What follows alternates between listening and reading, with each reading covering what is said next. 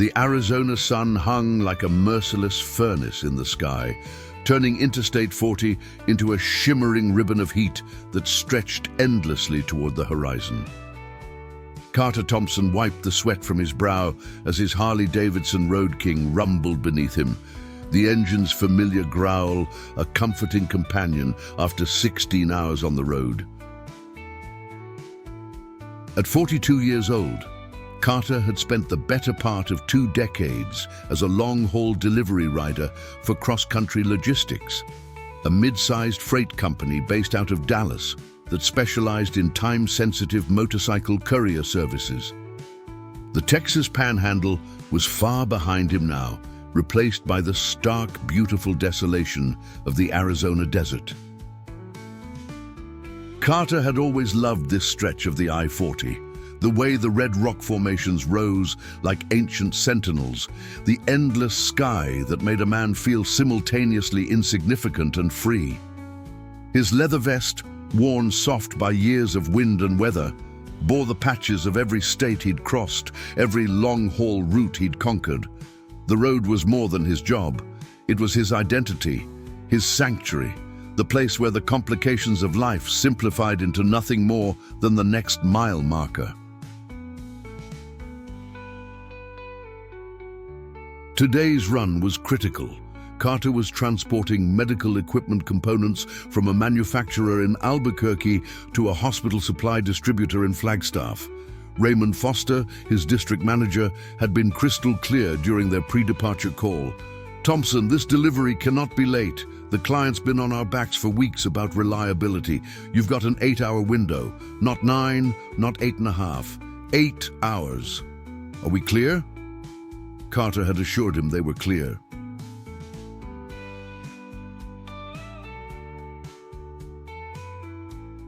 He'd made tighter deadlines before, though admittedly not often on this particular route where summer temperatures could reach 115 degrees and where sudden dust storms could reduce visibility to 0 in minutes.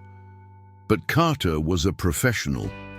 He'd planned his fuel stops, factored in a 30-minute meal break, and left himself a buffer for unexpected delays. Everything was going according to plan, until it wasn't. Mile marker 289, approximately 47 miles east of Flagstaff, was where Carter's carefully calculated schedule began to unravel. At first, he almost didn't see it. Just a flash of metallic blue off the right shoulder of the highway. But something made him glance in his side mirror, and that's when he spotted the sedan, hood up, hazard lights blinking weakly in the overwhelming brightness of the midday sun. Carter's instincts as a road veteran kicked in immediately. Nobody should be stranded out here, not in this heat. The nearest town was Williams, still 30 miles west, and the temperature had already climbed past 108 degrees, according to the display on his bike's dashboard. He checked his mirrors, signaled, and began to slow down, pulling onto the wide shoulder about 50 yards ahead of the disabled vehicle.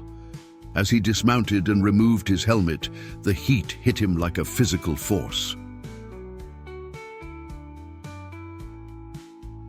The air was so dry it seemed to pull moisture directly from his lungs. Carter grabbed his water bottle from the saddlebag and walked back toward the car, his boots crunching on the gravel and debris that littered the shoulder. The sedan was an older model Honda Accord, probably 15 years old, with faded paint and a rear bumper held on with what looked like wire and determination.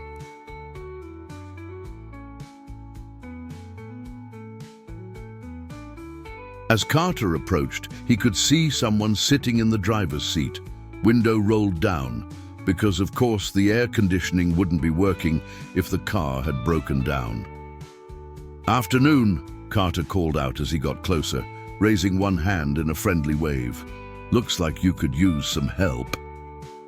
The driver turned toward him, and Carter felt his chest tighten with concern. She was elderly, had to be in her mid-70s at least, with silver hair pulled back in a neat bun despite the heat.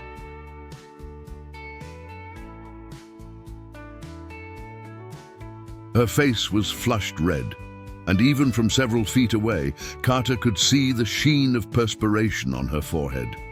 She wore a simple floral dress that looked more appropriate for a Sunday church service than a breakdown on one of the hottest highways in America. "Oh, thank goodness," the woman said, her voice hoarse and strained. She tried to smile, but it came out as more of a grimace. "I was beginning to think no one would stop."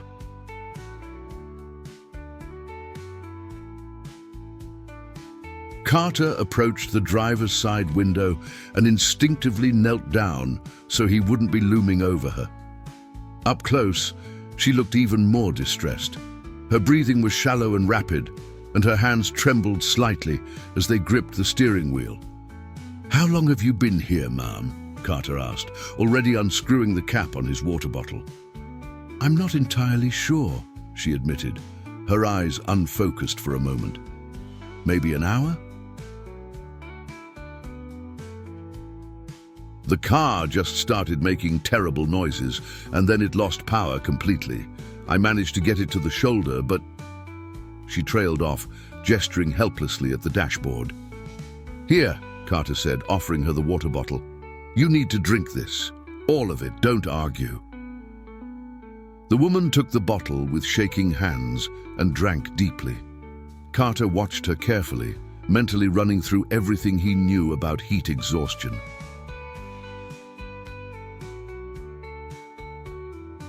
Confusion, rapid breathing, flushed skin, weakness. She was showing multiple symptoms. This wasn't just a matter of a broken-down car anymore. This was potentially a medical emergency. "I'm Carter Thompson," he said, keeping his voice calm and steady. "What's your name?" "Dorothy," she replied after another long drink of water. "Dorothy Harrison. I live in Sedona. I was visiting my sister in Gallup, and I was trying to get home before dark." She looked up at him with worried eyes. "I don't suppose you know anything about cars?" Carter stood and walked to the front of the Accord, peering under the raised hood. The engine was still radiating intense heat, making the air above it waver like a mirage. He didn't need to be a mechanic to identify the problem. There was a puddle of green coolant spreading on the ground beneath the engine block, and when he carefully checked the radiator, he could see a split in one of the hoses.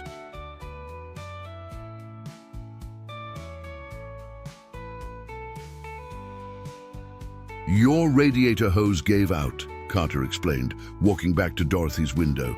"It's a fairly common problem with older vehicles, especially in this heat. The good news is it's fixable. The bad news is you're not going anywhere in this car today." Dorothy's face fell. "Oh dear, I suppose I'll need to call a tow truck. Do you think your phone might work out here? Mine doesn't seem to have any signal." Carter pulled out his own phone and checked. One bar, flickering in and out.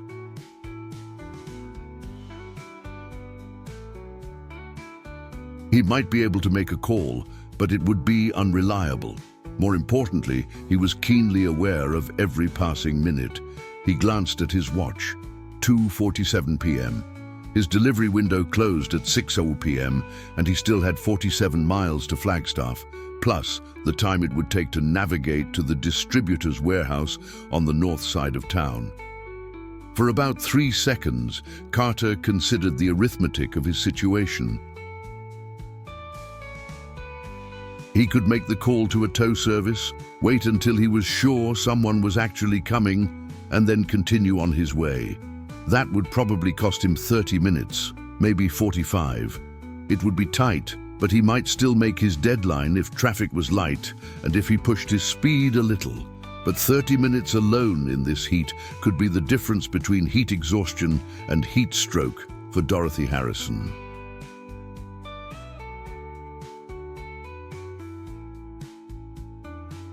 Elderly people were particularly vulnerable, and she was already showing concerning symptoms.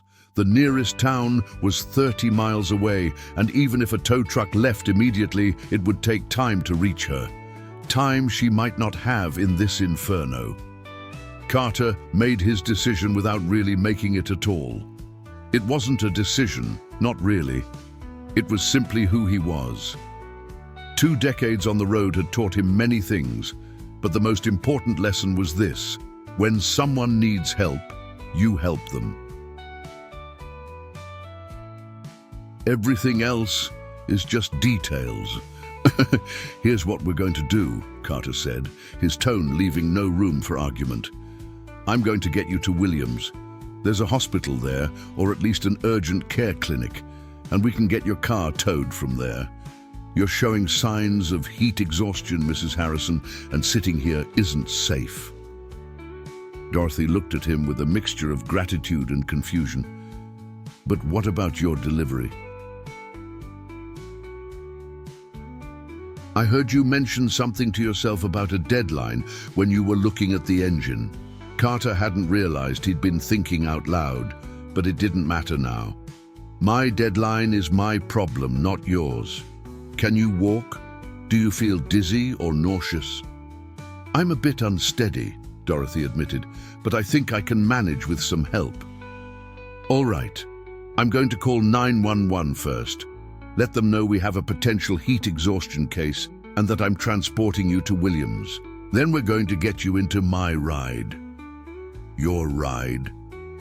Dorothy looked past him at the massive Harley-Davidson parked 50 yards up the shoulder. You want me to ride on a motorcycle? Despite the seriousness of the situation, Carter couldn't help but grin. Yes, ma'am, I promise I'll take it easy. Have you ever been on a bike before? Not since 1968, Dorothy said, and for the first time, there was a hint of amusement in her voice. My late husband had a Triumph. I told him they were death traps. Well, we're going to prove you wrong about the death trap part, Carter said. But first, let me make that call. It took 3 attempts to get through to 911 on his spotty signal, but Carter finally managed to relay the situation to a dispatcher. The dispatcher confirmed that an ambulance would meet them in Williams and advised Carter to monitor Dorothy for any changes in her condition during transport.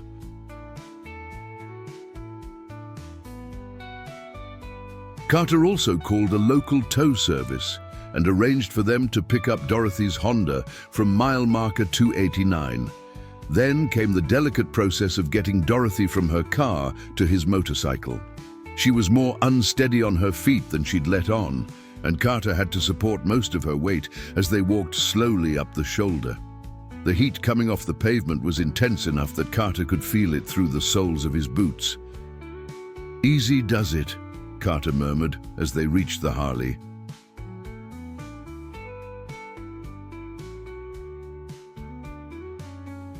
We're going to take this nice and slow. He'd ridden 2 up before, though not often, and never with a passenger in Dorothy's condition. He helped her onto the pillion seat, showed her where to put her feet on the passenger pegs, and made sure she understood how to hold on to the grab rail behind her. If you start feeling worse, if you feel like you're going to pass out, or if you feel nauseous, I want you to squeeze my shoulder 3 times hard as you can. I'll pull over immediately. Understood?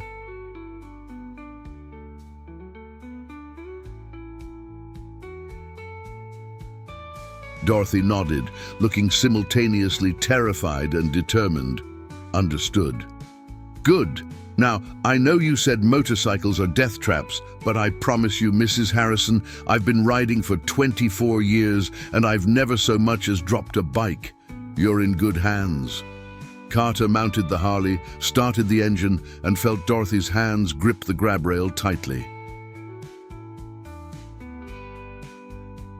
He pulled back onto I-40 with exaggerated caution, keeping his speed well below the limit and taking extra care with every small bump and imperfection in the road surface. The 30 miles to Williams took 48 minutes, an eternity in Carter's usual calculations, but he wasn't about to rush with Dorothy behind him. He kept checking in with her every few miles, and each time she would tap his shoulder once to indicate she was all right, a system they'd worked out before departing.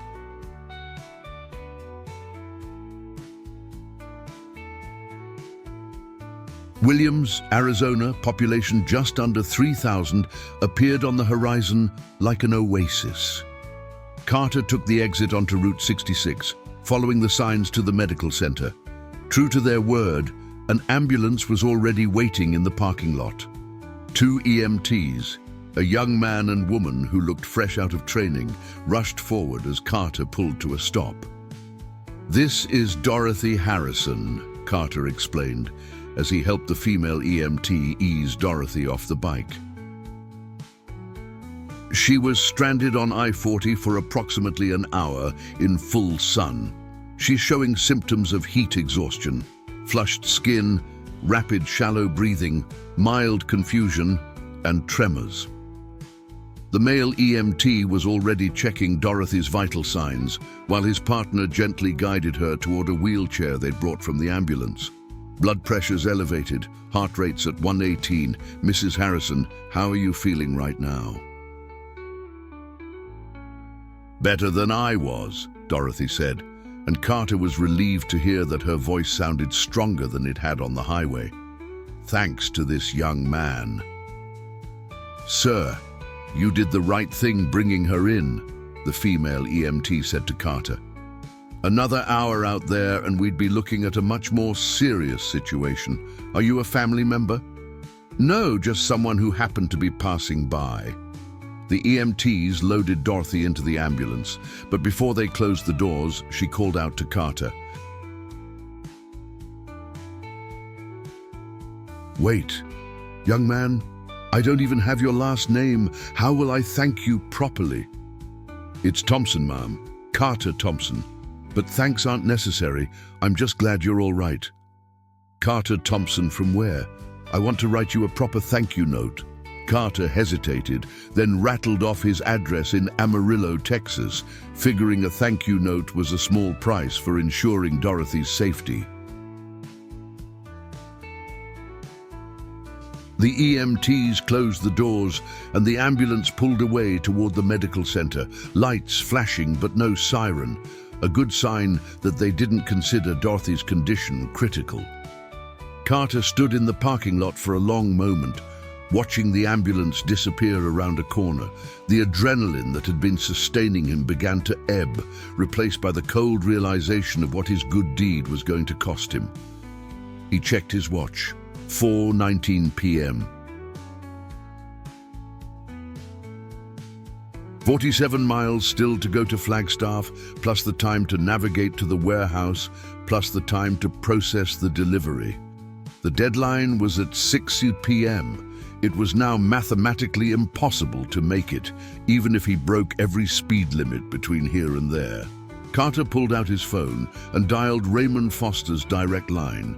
It went to voicemail. He tried the main dispatch number, also voicemail. Of course, it was after business hours in Dallas.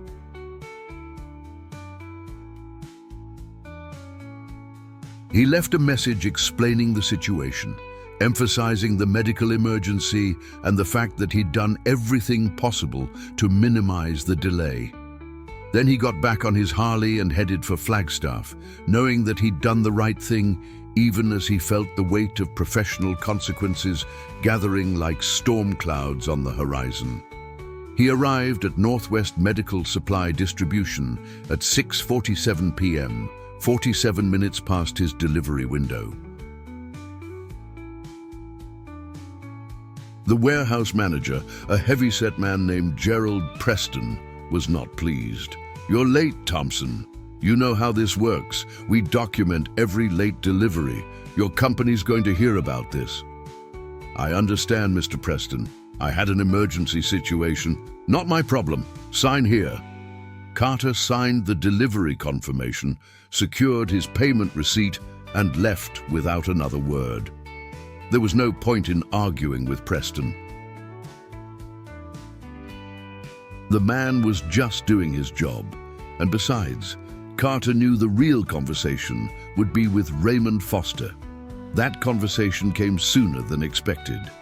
Carter was barely 10 miles out of Flagstaff, heading back east on I-40 toward home, when his phone rang. Raymond's name flashed on his helmet's Bluetooth display. Carter accepted the call with a voice command. Thompson here. What the hell happened out there, Carter? Raymond's voice was tight with barely controlled anger. I just got a call from Preston, 47 minutes late on a critical delivery. Raymond, I left you a message explaining, I heard your message. You stopped to help some old lady with car trouble. That's very noble, Carter. Very good Samaritan of you. But you know what? Our contract doesn't give a damn about nobility. The client called me personally to complain. Do you know how that makes me look?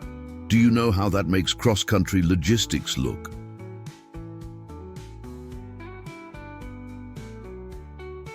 Carter kept his voice level, refusing to rise to Raymond's bait. A woman was experiencing heat exhaustion in 108-degree weather, Raymond. I made a judgment call that her life was more important than making a delivery window by a few minutes. A few minutes? Try almost an hour, and you know what your judgment call just cost us? That account, Thompson. They're canceling their contract. Said they can't rely on a courier service that can't meet deadlines.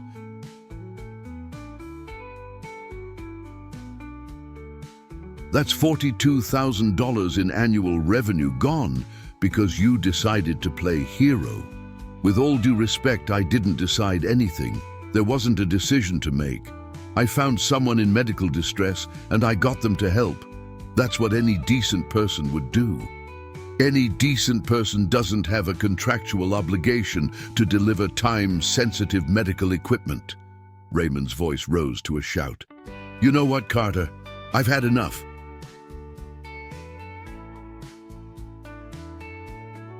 You're one of my most experienced riders, which is the only reason I'm even having this conversation, instead of firing you outright. But I'm suspending you. 2 weeks, no pay. Maybe that'll help you remember where your priorities need to be. Carter felt his jaw tighten. You're suspending me for helping someone who might have died otherwise. I'm suspending you for breach of contract and failure to meet delivery obligations. The reason why doesn't matter. You had a job to do, and you chose not to do it. End of story. Actually, Raymond, it's not the end of the story. Carter's voice hardened. Because here's what I've chosen. I quit. Effective immediately. If cross-country logistics values $42,000 more than a human life, then this isn't a company I want to work for anyway. There was a stunned silence on the other end of the line. When Raymond spoke again, his voice had shifted from anger to something closer to desperation. Carter, wait. Don't be hasty. You've been with us for 11 years, and in 11 years I've never missed a delivery that wasn't absolutely unavoidable. I've ridden through ice storms, dust storms, and mechanical failures. I've worked holidays and weekends, and the first time I prioritize a human life over a deadline, you suspend me. So no, Raymond, I'm not being hasty. I'm being clear about my values. I quit. Carter ended the call and immediately regretted his dramatic exit.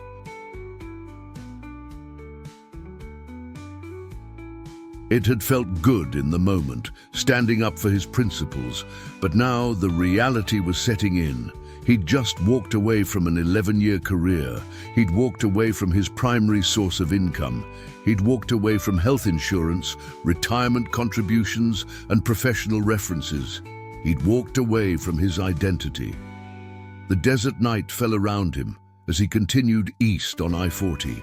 The last light fading from the sky in shades of purple and gold. The road stretched ahead of him, dark and uncertain, just like his future. Carter felt the weight of his decision settling on his shoulders, heavy and inescapable. But even as doubt crept in, even as he began to question whether he'd been too rash, too quick to throw away everything he'd built, he couldn't bring himself to regret stopping for Dorothy Harrison. Some things mattered more than jobs, more than money, more than carefully laid plans. Some things mattered more than everything else.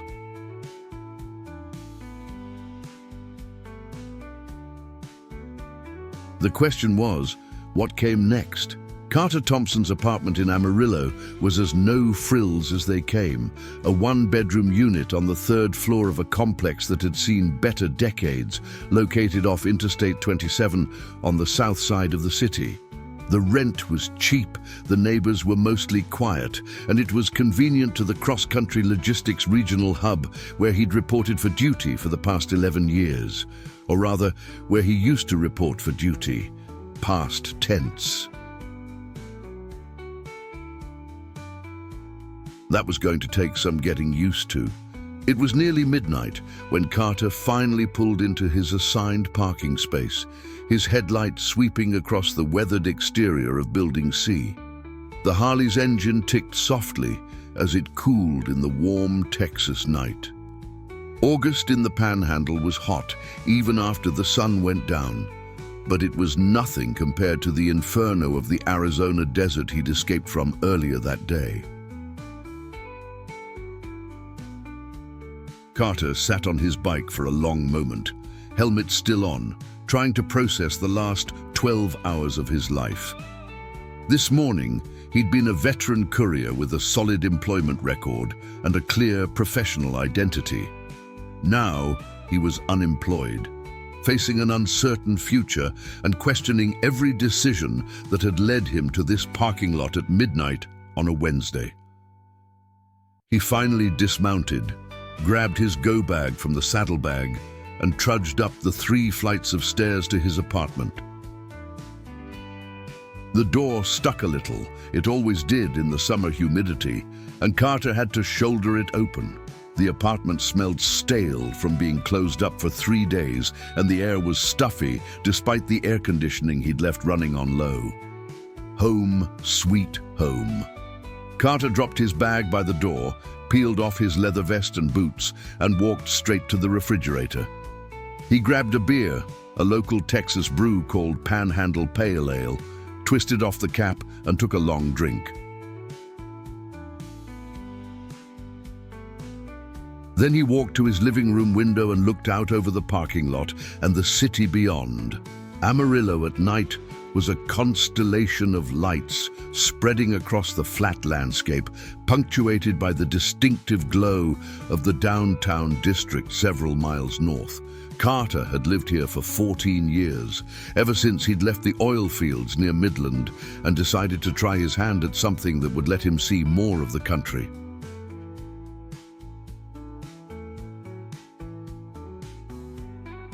Motorcycle courier work had seemed like the perfect fit for a man who loved riding and didn't mind solitude, and it had been perfect for a long time, until today.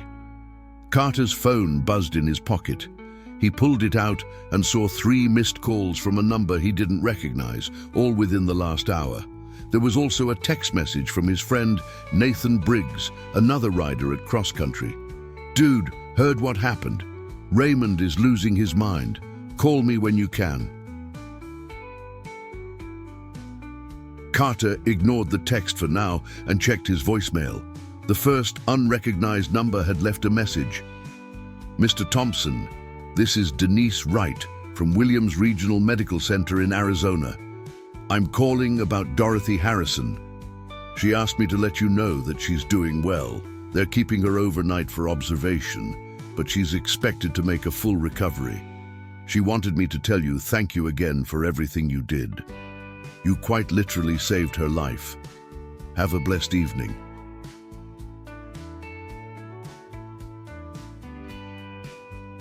Carter felt some of the tension leave his shoulders. Dorothy was okay. That was what mattered. Whatever professional chaos he'd created for himself, at least he knew he'd made the right choice where it actually counted. The second voicemail was from Raymond Foster.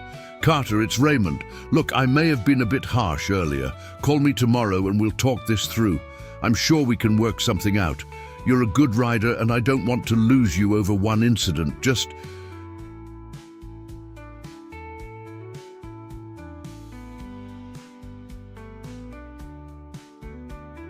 "Call me, okay?" Carter deleted the message without finishing it. He wasn't interested in crawling back to Raymond. The things his former boss had said hadn't been spoken in the heat of the moment. They'd been revealing of his true character and priorities. There was no walking that back. The third voicemail was from the same unrecognized number as the first, but a different voice. Carter Thompson, my name is Wesley Harrison. I'm Dorothy's son.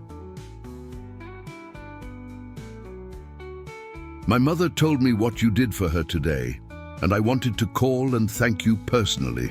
What you did was extraordinary, and our family will never forget it. I'd like to discuss this further with you when you have a chance. Please call me at this number. Thank you again. Carter made a mental note to return Wesley Harrison's call tomorrow when his head was clearer and he'd had some sleep.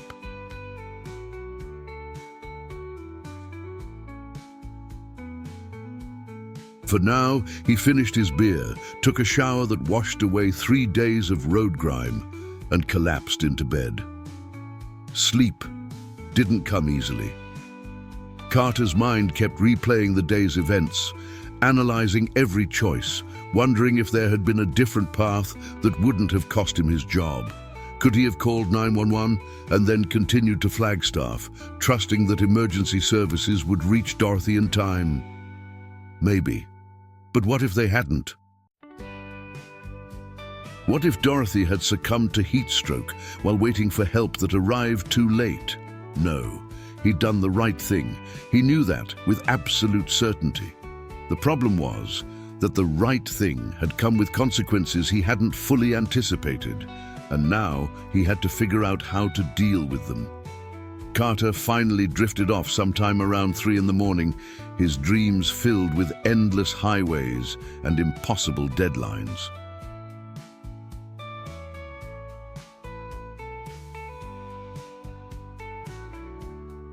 He woke at 9:47 a.m. to sunlight streaming through his thin curtains and his phone ringing insistently.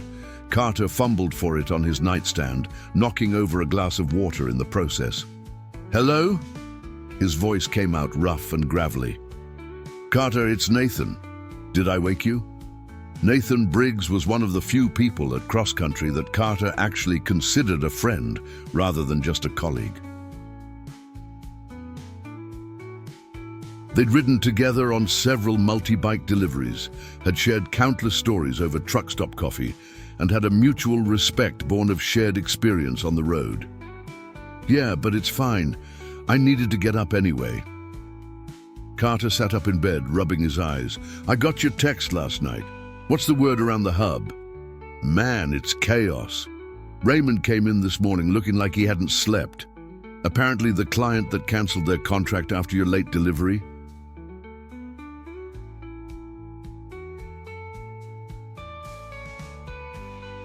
"They're a major account and upper management is furious.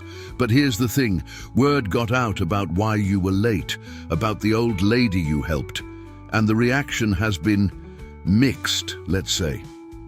"Mixed how?" "Some people think you did the right thing. Some think you should have called it in and kept going, and some think Raymond overreacted by suspending you." "Oh wait, do you know you quit? Because Raymond is telling everyone you're on suspension, not that you resigned." Carter felt a flare of anger. "I definitely quit. Told him so directly. He's trying to rewrite the narrative.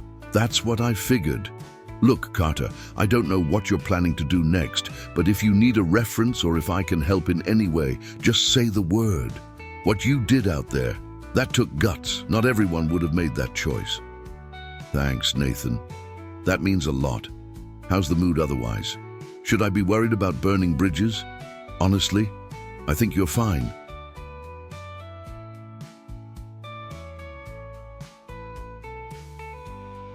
"Most of the riders I've talked to are on your side. It's the management types who are clutching their pearls about contracts and reliability. But the guys who actually do the work, we get it. Road code, right? You don't leave people stranded." Road code. It was an unwritten set of ethics that most long-haul riders, truckers and road warriors lived by. Help when you can. Look out for fellow travelers. The road was dangerous enough without people turning their backs on each other.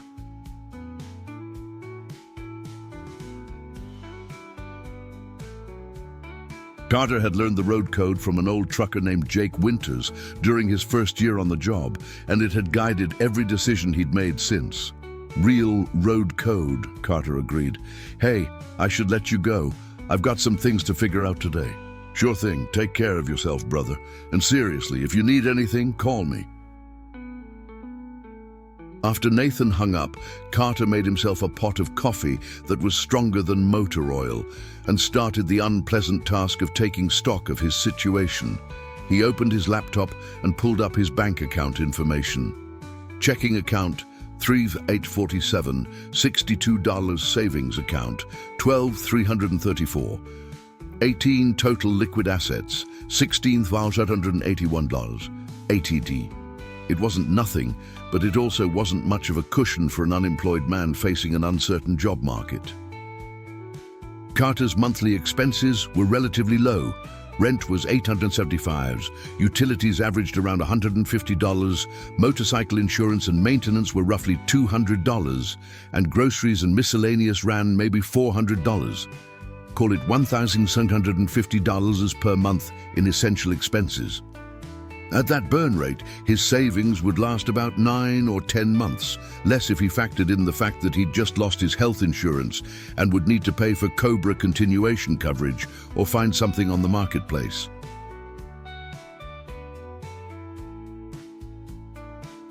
Carter closed the laptop and rubbed his temples.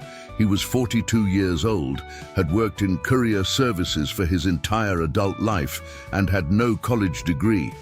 His skills were specialized: long-distance motorcycle operation, logistics coordination, basic mechanical repair, and an encyclopedic knowledge of highways across the western United States.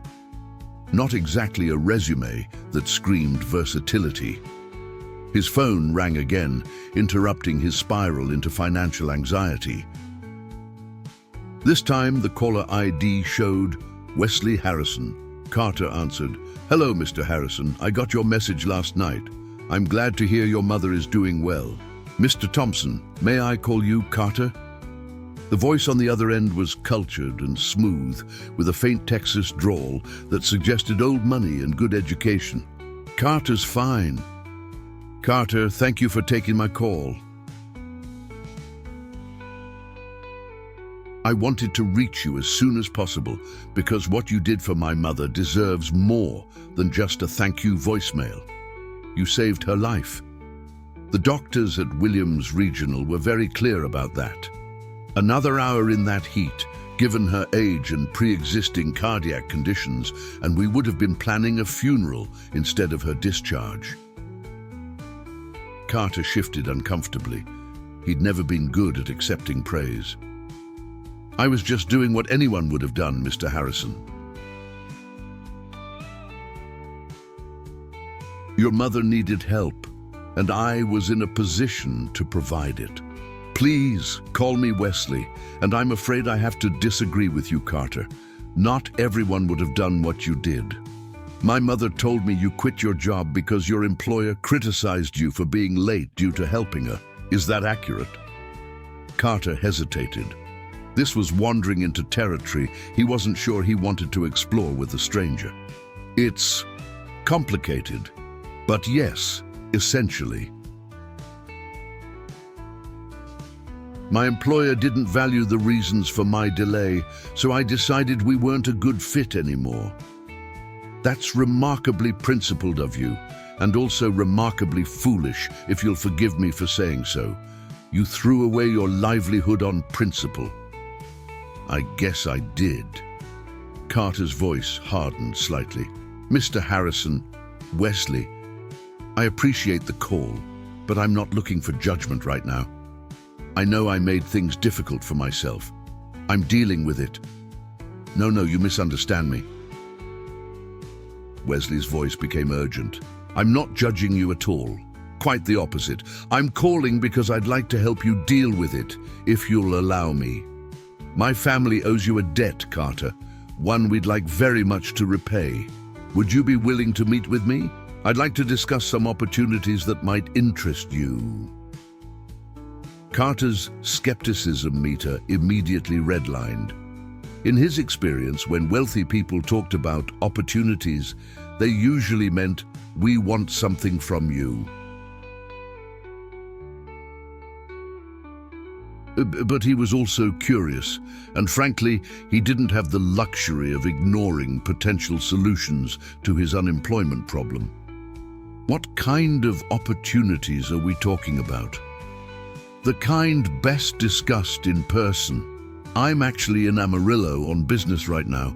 I run several enterprises in the Southwest, and one of them has facilities in your city. Could you meet me for lunch today? My treat, naturally. There's an excellent steakhouse called the Amarillo Cattle Company on Ross Street.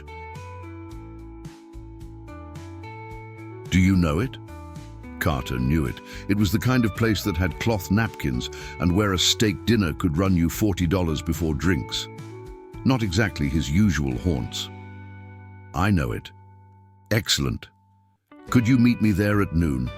I promise I'll take no more than an hour of your time, and even if you decide our opportunities aren't a fit, you'll at least get a good meal out of it. Carter glanced at the clock. It was 10:23 a.m. That gave him enough time to make himself presentable, though he wasn't entirely sure what presentable meant for a meeting with a wealthy businessman. Probably more than jeans and a Harley-Davidson t-shirt. "All right," Carter said. "I'll be there at noon." "Wonderful. I'm looking forward to meeting the man who saved my mother's life. See you then, Carter." The call ended, and Carter sat staring at his phone, wondering what he'd just agreed to. Nothing about this felt normal. Successful businessmen didn't usually take unemployed bikers out for expensive lunches just to say thank you. There had to be an angle, something Wesley Harrison wanted. The question was whether Carter wanted to find out what that something was. He stood up, drained the last of his coffee, and headed for the shower. Whatever this meeting was about, he'd face it the same way he faced everything else. Head on, eyes open, ready for whatever the road threw at him next. 20 minutes later, Carter stood in front of his closet, confronting a wardrobe that consisted primarily of riding gear, band t-shirts, and exactly 2 button-up shirts that might qualify as business casual. He chose the blue one, paired it with his best jeans, which meant the pair without any oil stains or frayed knees, and pulled on his brown leather boots.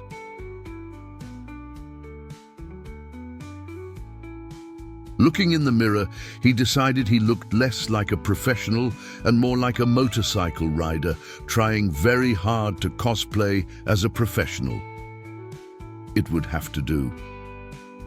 Carter took his Harley into central Amarillo, enjoying the ride despite his apprehension about the upcoming meeting. The weather was typical for late August, hot but not unbearable, with a steady wind coming off the plains that made the heat tolerable. He parked in the lot behind the Amarillo Cattle Company and checked his phone. 11:58 a.m., right on time. The restaurant's interior was all dark wood and leather, with the faint smell of mesquite and grilled meat permeating everything. A hostess who looked fresh out of high school greeted him with a professional smile. "Welcome to the Amarillo Cattle Company. Do you have a reservation? I'm meeting Wesley Harrison. He may already be here." Recognition flashed across the hostess's face. "Oh yes, Mr. Harrison is already seated. Right this way, please." She led Carter through the main dining room to a semi-private booth near the back. As they approached, a man stood up to greet him. Wesley Harrison was in his mid-50s, Carter guessed, with the kind of tan that came from golf courses rather than manual labor. He wore a pearl grey suit that probably cost more than Carter's motorcycle, and his handshake was firm without being aggressive. "Carter Thompson."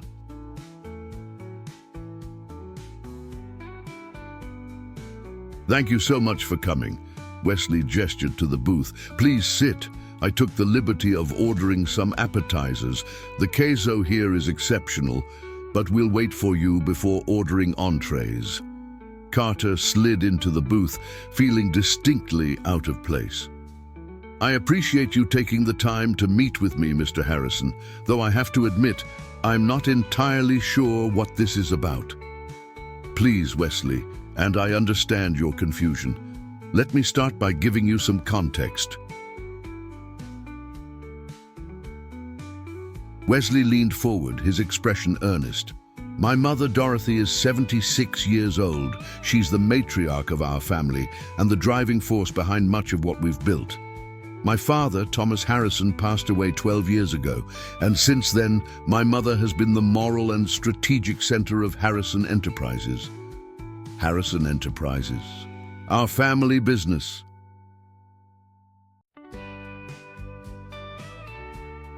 We started in commercial real estate development in the 1970s, expanded into hospitality and property management in the 80s, and have been diversifying ever since.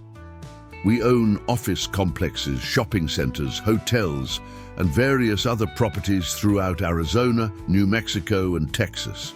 We also have investments in several other industries: agriculture, manufacturing, logistics. Carter processed this information. Logistics. That was potentially relevant. That's impressive. But I'm still not sure where I fit into this picture. The waiter arrived with their appetizers and took their drink orders. Wesley waited until they were alone again before continuing. Carter, my mother told me everything about yesterday. How you found her, how you immediately recognized the danger she was in, how you got her to medical care despite it costing you your delivery deadline. And then she told me about your phone conversation with your employer, which she apparently overheard while the EMTs were treating her. She said you stood your ground, refused to apologize for saving her life, and ultimately quit rather than accept a suspension for doing the right thing. Carter shifted uncomfortably. Your mother has good ears. She does, and an even better judge of character. She told me, and I quote, that young man has a moral compass that doesn't waver even when it costs him personally. That's exceedingly rare, Wesley. We need people like that. And my mother is seldom wrong about people. That's kind of her to say, but nothing, Carter. I want to offer you a job. The words hung in the air between them. Carter stared at Wesley, trying to determine if this was some kind of elaborate prank. A job doing what exactly? Let me ask you a question first. In your 11 years with cross-country logistics, what was your complaint rate? I had 3 formal complaints total. One was a misunderstanding about delivery times. The client had the wrong time zone. One was a damaged package that I proved wasn't damaged during transport. And one was from a client who was upset about our pricing structure, which had nothing to do with me personally. So, effectively, 0 legitimate complaints in 11 years. What was your on-time delivery rate?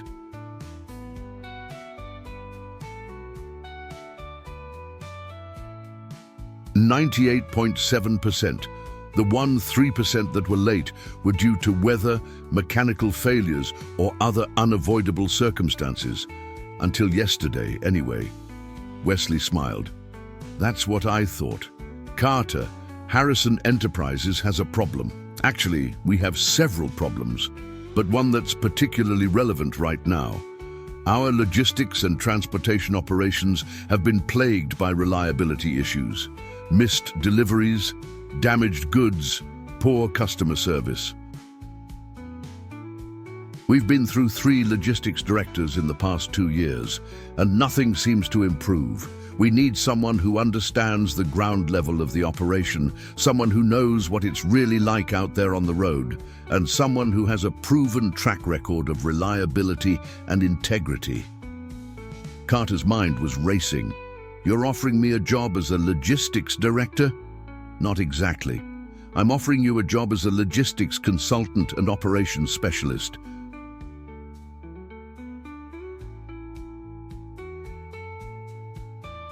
You'd be working directly with our current director, helping to identify problems in our processes, training our courier and driver staff, and potentially redesigning our delivery protocols. It would involve some travel. You'd need to visit our facilities in Phoenix, Albuquerque, and El Paso regularly, but you could base out of Amarillo if that's your preference. Wesley, I appreciate the offer, but I don't have any management experience. I'm a rider, not an executive.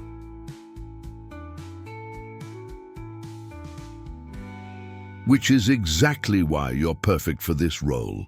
We have plenty of executives. What we don't have is someone who actually understands the reality of the work. Look, I'm not asking you to wear a suit and sit in board meetings.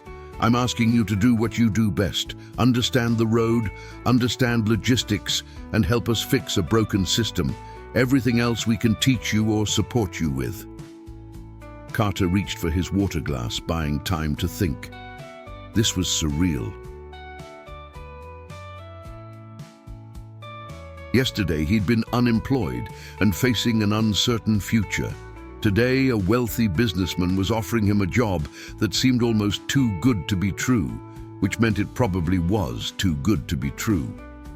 "What's the catch?" Carter asked bluntly. Wesley laughed, a genuine sound of amusement.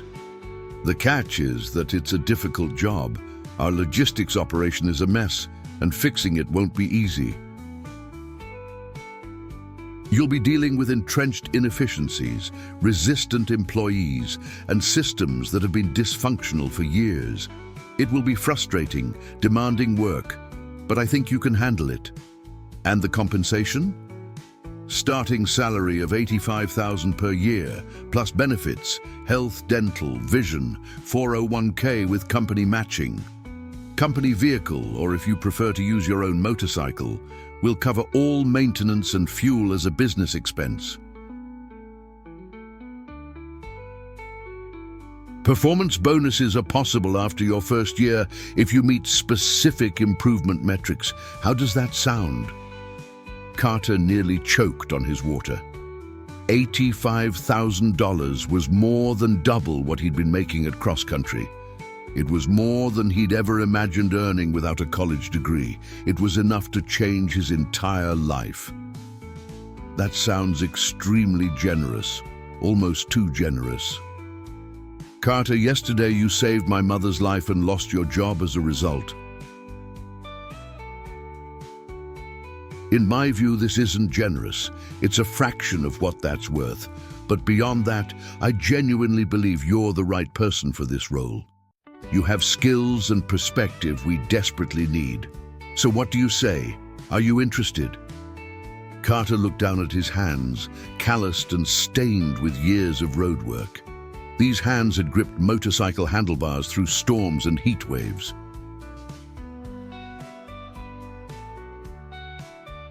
They'd changed countless tires, secured thousands of deliveries, and yesterday, they'd helped guide an elderly woman to safety.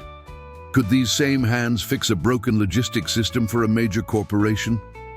He thought about his empty bank account, his uncertain future, his apartment that smelled like stale air and resignation. He thought about the road code, about the principle that had cost him his old job.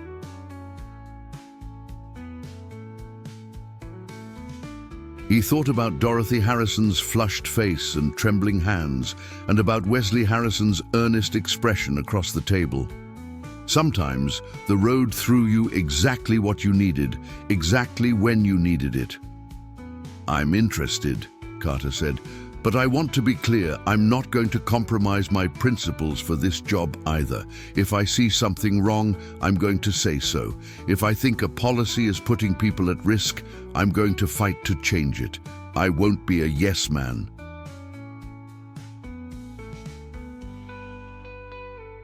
Wesley's smile broadened. Carter, that's exactly why I'm hiring you. We don't need another yes man. We need someone who'll tell us the truth, even when it's uncomfortable. Do we have a deal? Wesley extended his hand across the table. Carter looked at it for a moment, then reached out and shook it firmly. We have a deal. Excellent. Now let's order some steaks and discuss your start date. I'm thinking Monday, if that works for you.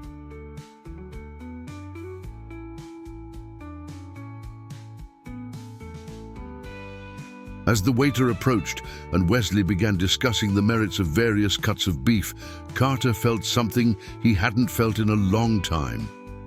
Hope. Not the vague, wishful kind of hope, but the solid, tangible kind that came from new possibilities and second chances. The road had taken away his job, but it had also brought him Dorothy Harrison. And through her, it had brought him Wesley. Maybe the road wasn't finished with Carter Thompson yet. Maybe his journey was just beginning. Carter woke up on Thursday morning with the disorienting feeling that he'd dreamed the entire previous day. But the business card on his nightstand confirmed it had been real. Wesley Harrison, Director of Operations, Harrison Enterprises, with an embossed logo and contact information in elegant script. He'd spent the rest of Wednesday afternoon signing employment paperwork, reviewing the company's organizational structure, and getting a high-level overview of the logistics operation he'd be working with. Wesley had been thorough and professional, but also warm and encouraging. By the time Carter left the restaurant at 3:30 p.m., his head was spinning with information about delivery zones, vendor contracts, and efficiency metrics. Now, in the clear light of Thursday morning, Carter found himself processing what had just happened to his life. In less than 48 hours, he'd gone from veteran courier to unemployed to newly hired logistics consultant for a major regional enterprise. It felt like whiplash. His phone showed 7:22 a.m.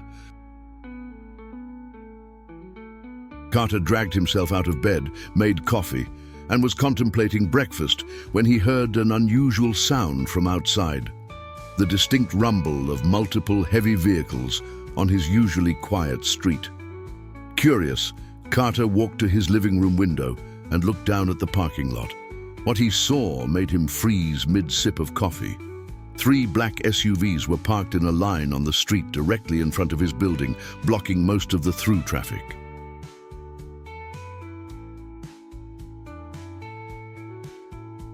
They were identical, Chevrolet Suburbans with tinted windows, pristine paint jobs, and the kind of presence that screamed either federal agents or very important people, or both. Carter's first irrational thought was that he'd somehow broken a law he didn't know existed and was about to be arrested.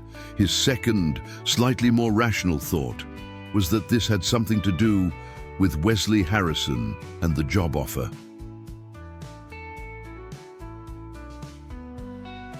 His third thought was that he needed to get down there and find out what was happening before his neighbors called the police about suspicious vehicles.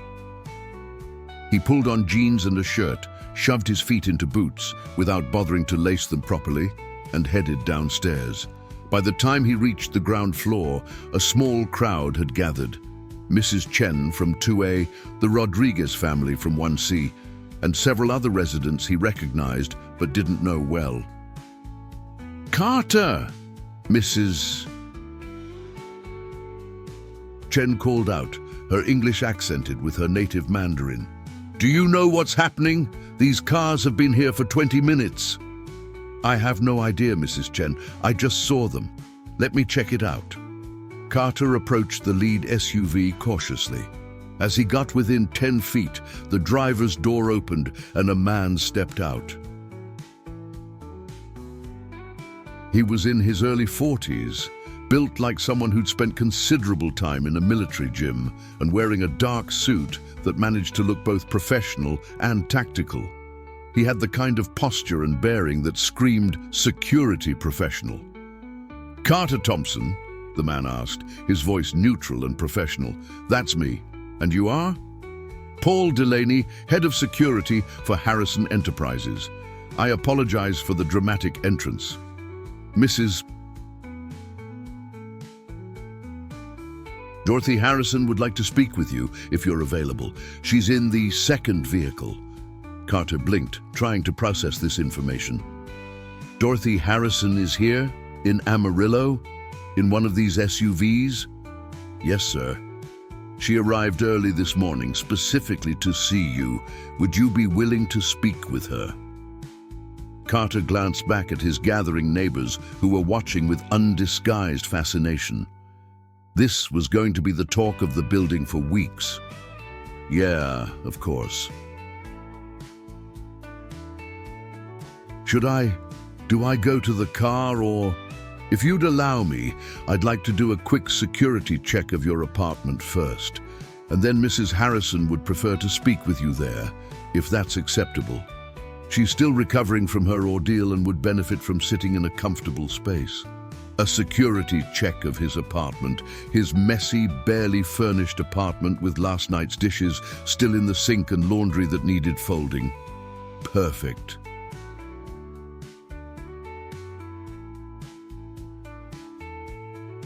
Sure, Carter said, because what else could he say? It's on the third floor, Building C, Unit 312. Fair warning, I wasn't expecting company, so it's not exactly showroom quality. Paul Delaney's expression softened slightly, the first hint of personality showing through the professional facade. Sir, Mrs. Harrison grew up on a cattle ranch in West Texas during the 1950s. I assure you, she's seen worse than an unmade bed and dirty dishes. All right then, follow me. Carter led Paul Delaney up the 3 flights of stairs, acutely aware of his building's shabby condition in a way he hadn't been since he first moved in. The carpet was worn, the walls needed painting, and the fluorescent light on the second-floor landing had been flickering for 3 months. Through the eyes of someone who worked for a wealthy family, it must have looked pretty rough. If Delaney noticed or cared, he didn't show it.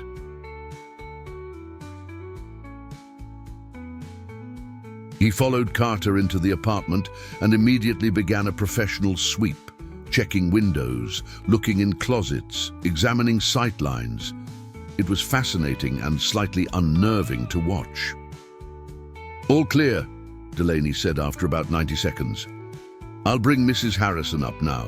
There will be 2 additional security personnel posted outside your door during the visit.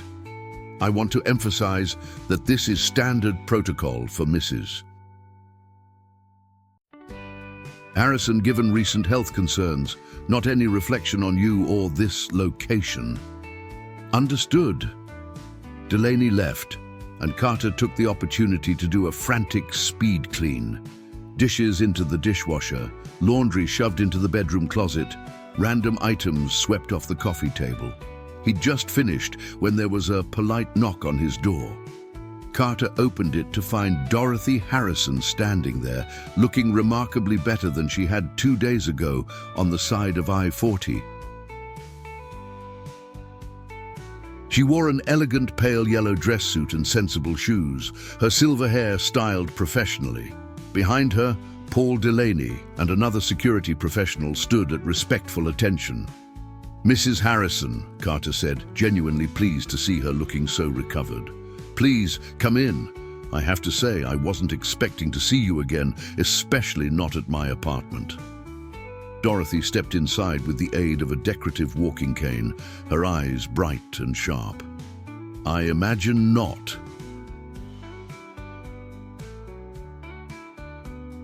Thank you for seeing me on such short notice, Carter. May I call you Carter? Of course. Can I get you anything? Coffee, water? I think I have some orange juice, though I should check the expiration date first. Dorothy laughed, a warm sound that filled the small apartment. Water would be lovely, thank you. Carter poured 2 glasses of water and guided Dorothy to his small living room, which consisted of a worn couch, 1 armchair, and a TV that was at least 8 years old.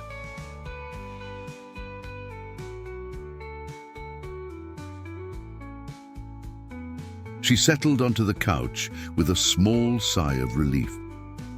"I hope you don't mind me tracking you down like this," Dorothy said. "My son told me about your meeting yesterday and about the position he offered you. I wanted to speak with you in person before you started." "I'm honored, Mrs. Harrison, and I'm really glad to see you're doing so well. The EMT said you'd make a full recovery, but seeing it is different from hearing it. Thanks entirely to you."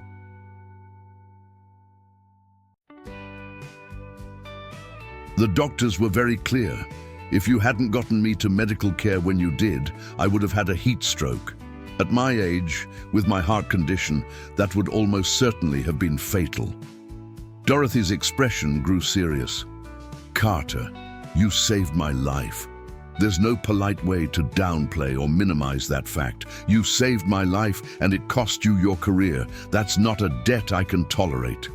Carter shifted uncomfortably. "Mrs. Harrison, you don't owe me anything."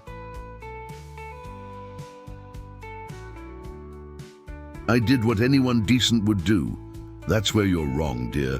Most people wouldn't have stopped. In fact, I counted 17 vehicles that passed me while I was sitting there with my hood up before you came along. 17 people who saw someone in distress and decided it wasn't their problem." Dorothy took a sip of her water. "You were different, and that difference matters. I was raised to help people when they need it."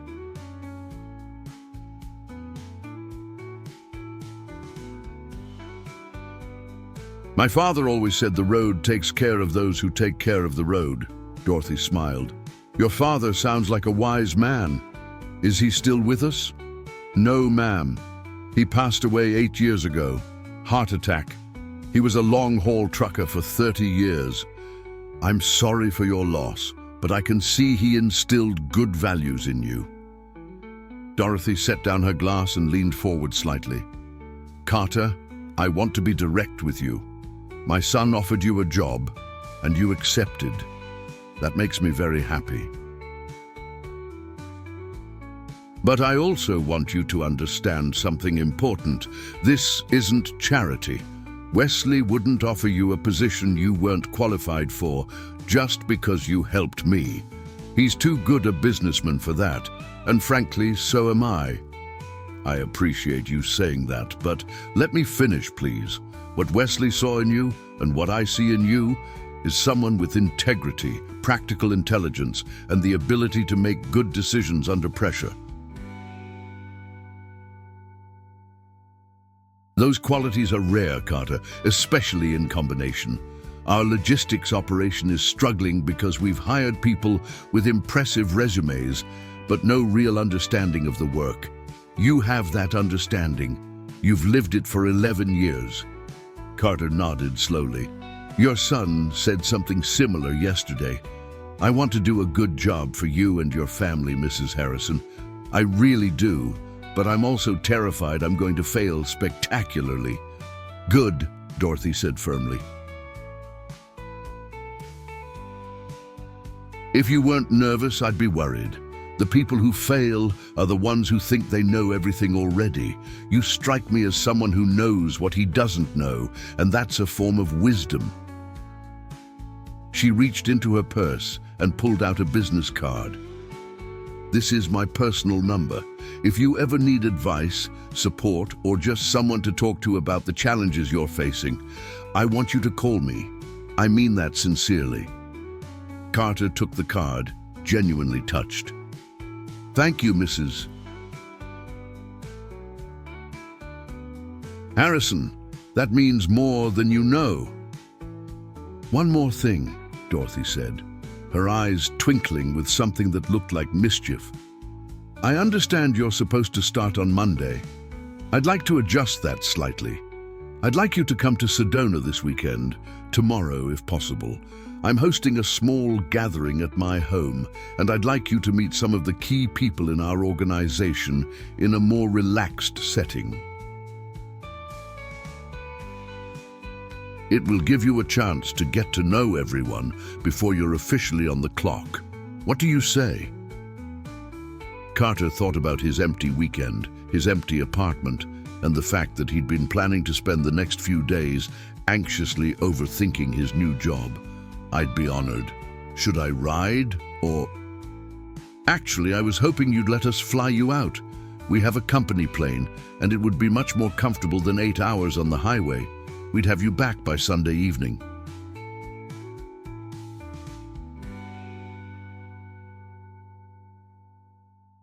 A private plane. Carter had never been on a private plane in his life. Hell, he'd only been on commercial flights a handful of times. Sure, yes, that would be fine. Wonderful. Paul will coordinate the details with you. Dorothy stood up, steadier now that she'd been resting. Thank you for seeing me, Carter. And thank you again for saving my life. I know you're uncomfortable with gratitude, but you'll have to get used to it, because I intend to be grateful for a very long time. Carter walked Dorothy to the door, where Paul Delaney immediately materialized to assist her down the stairs.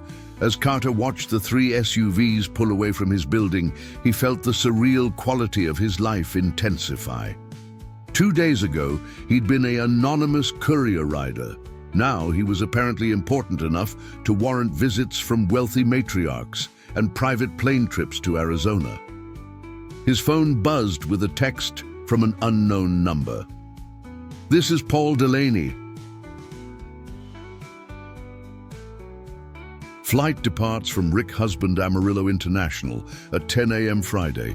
Private aviation terminal. Casual dress is fine. Let me know if you need anything before then.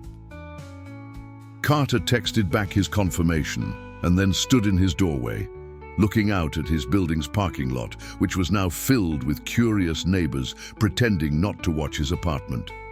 Mrs. Chen appeared at his elbow like a friendly ghost. Carter, what's going on? Are you in some kind of trouble? No, Mrs. Chen. Actually, I think I'm in some kind of opportunity. I'll explain later, I promise. She patted his arm with maternal affection.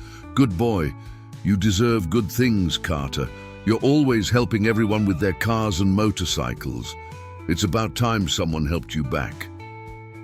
As Carter returned to his apartment, he reflected on Mrs. Chen's words. For most of his adult life, he'd been self-sufficient to the point of isolation. He helped people when they needed it, but he rarely asked for or accepted help himself. The idea that accepting help, accepting Dorothy's gratitude, accepting Wesley's job offer might actually be a form of strength rather than weakness was still foreign to him. But maybe it was time to learn that lesson. Maybe the road had brought him to this point precisely so he could discover that independence didn't have to mean isolation, and that accepting support from others didn't diminish his integrity.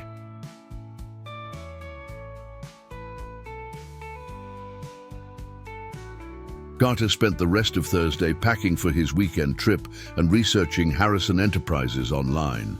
What he found was impressive. A diversified company with over 3,000 employees, annual revenues in the hundreds of millions, and a reputation for both business acumen and community involvement. There were photos of Dorothy and Wesley at various charity events, articles about their real estate developments, and profiles in business magazines discussing their expansion strategies.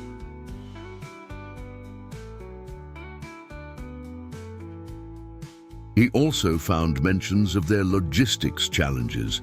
Nothing explicit, but reading between the lines of financial reports and investor updates, it was clear that their transportation and delivery operations were underperforming compared to other divisions. That was what he'd be walking into. A problem that needed solving, expectations that needed managing, and a lot of people who would be watching to see if the biker from Texas could actually deliver results. No pressure.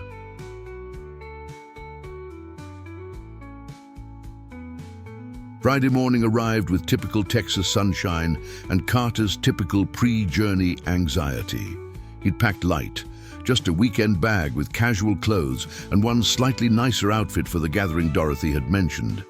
At 9:15 a.m., he locked up his apartment and rode his Harley to Rick Husband Amarillo International Airport, following signs to the private aviation terminal on the east side of the facility. The terminal was smaller and infinitely more luxurious than the main commercial building.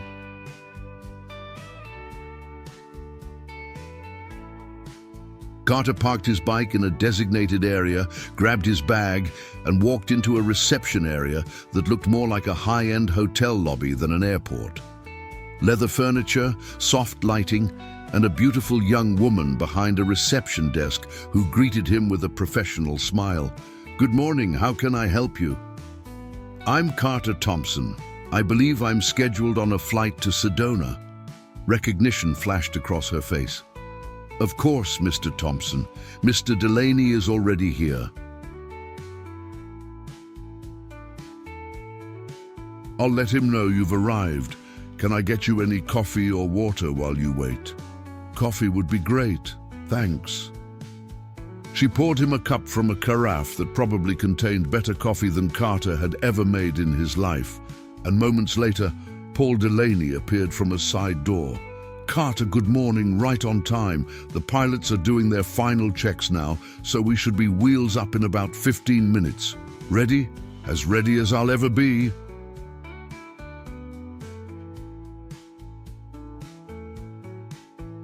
Paul led him through a door and out onto the tarmac, where a sleek white Cessna Citation was waiting, engines already humming.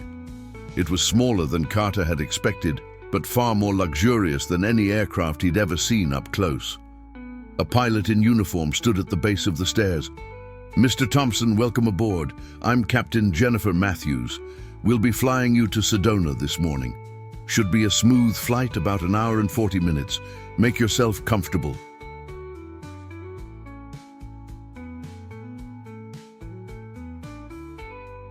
Carter climbed the stairs and entered a cabin that bore no resemblance to any commercial flight he'd ever taken.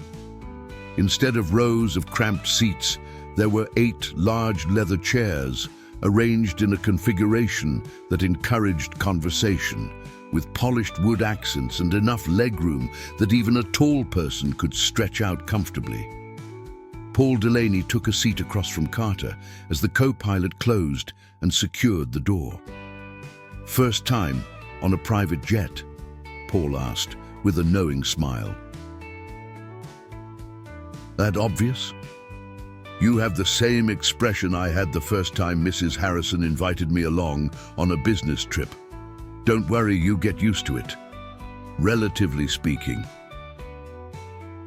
The Citation taxied smoothly and took off with far less fanfare than Carter had experienced on commercial flights.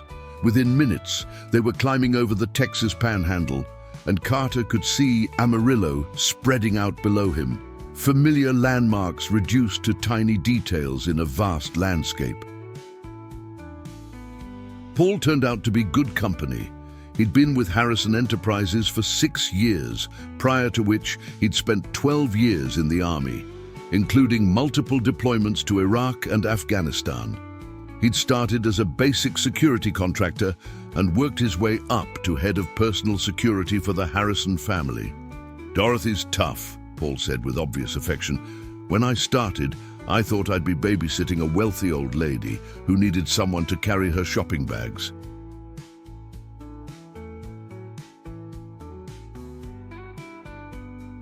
First week on the job, she insisted on touring a construction site in downtown Phoenix during a heat wave. She outlasted 3 of my team members. I've never underestimated her since. "She seems remarkable," Carter agreed. "I only spent a short time with her, but I can see why her family respects her so much." "They respect her because she built most of what they have," Paul said. Thomas Harrison was a smart businessman, but Dorothy was the visionary. Half their best acquisitions and strategies came from her. She just let Thomas take the public credit because that was how things worked back then. Now that he's gone, she's more willing to be visible as the power behind the enterprise. The flight passed quickly, with Paul filling Carter in on various personalities within Harrison Enterprises. Who to trust, who to approach carefully, who had their own agendas. It was invaluable insider information, and Carter appreciated Paul's willingness to be candid. They landed at Sedona Airport, a small facility perched on a mesa with stunning views of the red rock formations that made Sedona famous. A black SUV, similar to but not identical to the ones from yesterday, was waiting on the tarmac. The drive to Dorothy's home took about 20 minutes, winding through landscape that Carter found breathtaking. Sedona was unlike anywhere he'd ever been, with its dramatic rust-colored rock formations rising against an impossibly blue sky. Dorothy's house, when they finally reached it, was a sprawling adobe-style structure that seemed to grow organically from the landscape, all smooth curves and natural materials that blended seamlessly with the surroundings.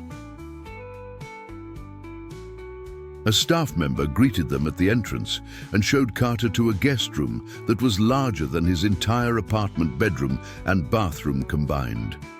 Floor-to-ceiling windows offered views of the red rocks, and the furnishings were elegant without being pretentious.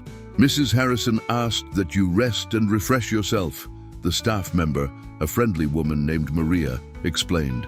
"The gathering begins at 5 p.m. on the back terrace. Casual dress, as you were told."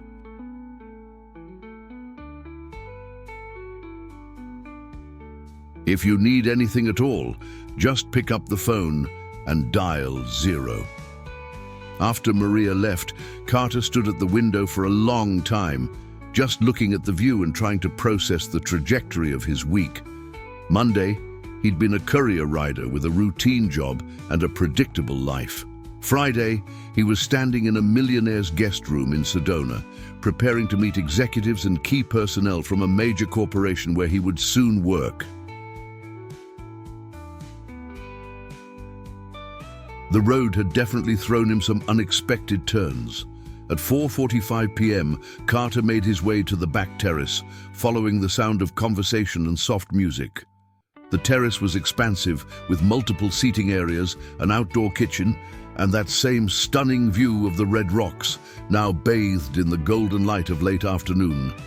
About 20 people were already gathered, drinks in hand, engaged in various conversations.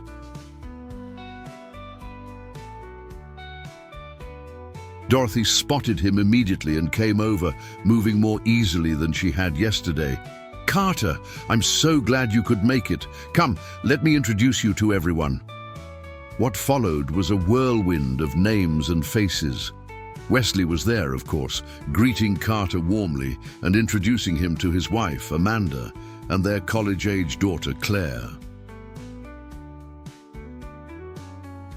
There was Michael Torres, the current logistics director who would be working with Carter, a nervous-looking man in his early 50s who seemed uncertain whether Carter was there to help him or replace him. There was Patricia Brennan, the CFO, a sharp-eyed woman in her 60s who asked pointed questions about Carter's experience with budget management and cost control. There was Jerome Washington, who oversaw the company's Southwest operations and seemed genuinely interested in Carter's road experience. And there were others, vice presidents, senior managers, family friends, and associates whose exact roles Carter couldn't quite track. Everyone was friendly, some were curious, and a few were clearly skeptical about the biker who'd been hired under unusual circumstances. Carter handled it all with as much grace as he could muster, being honest about his background, his lack of formal business education, and his determination to learn quickly and contribute meaningfully. Some people warmed to his directness, others remained reserved. But by the time dinner was served, an elaborate outdoor affair with multiple courses, Carter felt he'd at least made a decent first impression.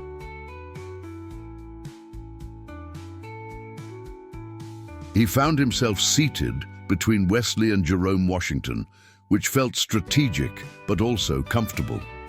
Jerome, it turned out, had started his career as a truck driver before working his way up through various operational roles. "I like you, Carter," Jerome said halfway through the main course. "You remind me of myself 30 years ago, all potential and no polish." That's not an insult, by the way. Polish can be learned. Potential and integrity can't be taught. "I appreciate that, Jerome. I'm trying to be realistic about what I know and what I don't know. That's exactly the right attitude. Let me give you some advice. The first month, shut up and listen. Learn the systems, learn the people, learn the problems. Don't try to fix anything yet, just observe. Then when you do start making suggestions, people will take you seriously because you'll have done your homework." It was good advice, and Carter filed it away mentally. After dinner, as the gathering began to wind down and people started saying their goodbyes, Dorothy pulled Carter aside to a quieter corner of the terrace. "How are you holding up?" she asked. "I know this has been a lot of new faces and information." "I'm managing," Carter said honestly. "Everyone's been very welcoming. Well, mostly welcoming. I get the sense some people are waiting to see if I'll fail." "Of course they are." "You're an unknown quantity who was hired under unusual circumstances. Some skepticism is natural. The question is, does that skepticism motivate you or intimidate you?" Carter thought about it. "Motivates me, I think. I want to prove that you and Wesley made the right choice." Dorothy smiled. "That's what I hoped you'd say. Carter, I'm going to tell you something I haven't told many people. When I was your age, well, a bit younger actually, I was a secretary at my husband's first real estate office. Just a secretary, in a time when women weren't expected to have business opinions. But I had ideas. I could see opportunities that Thomas and his partners were missing. And slowly, carefully, I started speaking up. Some people listened, some people dismissed me. But I kept speaking up anyway. And eventually, my track record spoke louder than their skepticism. You're saying I should trust my instincts. I'm saying your instincts are probably better than you think they are. You've spent 11 years solving problems on the road, making quick decisions, adapting to changing circumstances. Those are exactly the skills our logistics operation needs. Don't let anyone make you feel like your experience is less valuable just because it wasn't gained in a boardroom.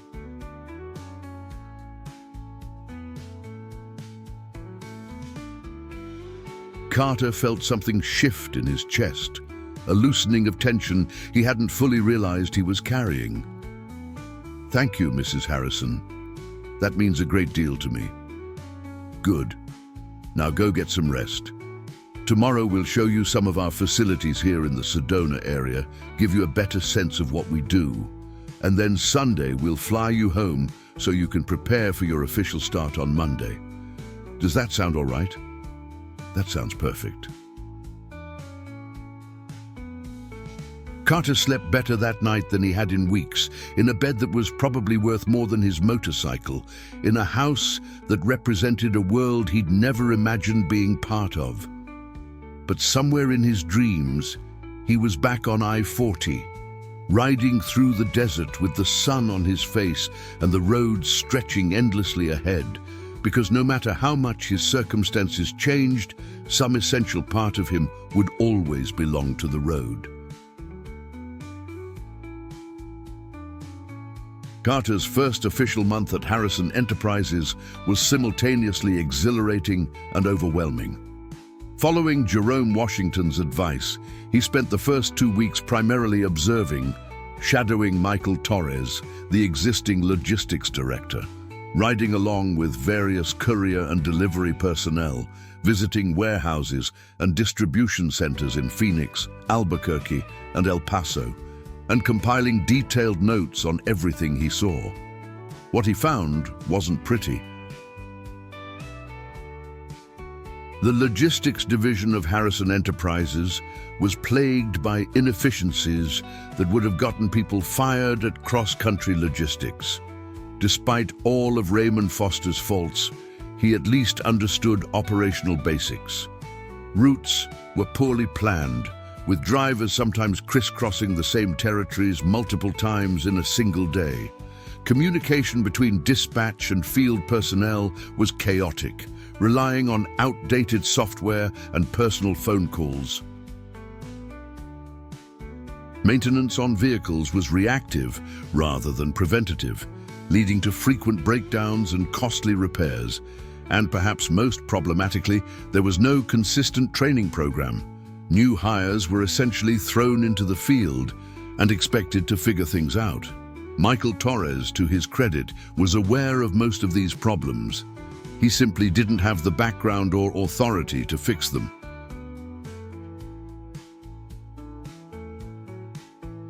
He'd been promoted from an accounting role 2 years ago when the previous logistics director quit abruptly, and he'd been struggling to keep things running ever since.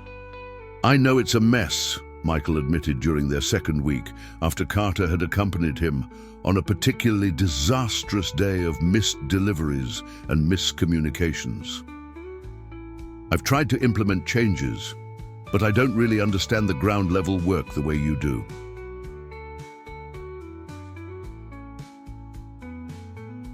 "I'm hoping you can help me figure out what actually needs to happen." Carter appreciated Michael's humanity and lack of defensiveness. Some people in his position would have been threatened by Carter's arrival, but Michael seemed genuinely relieved to have experienced help. "First thing we need is better route optimization," Carter said, pulling up a map on his laptop that showed the previous day's deliveries.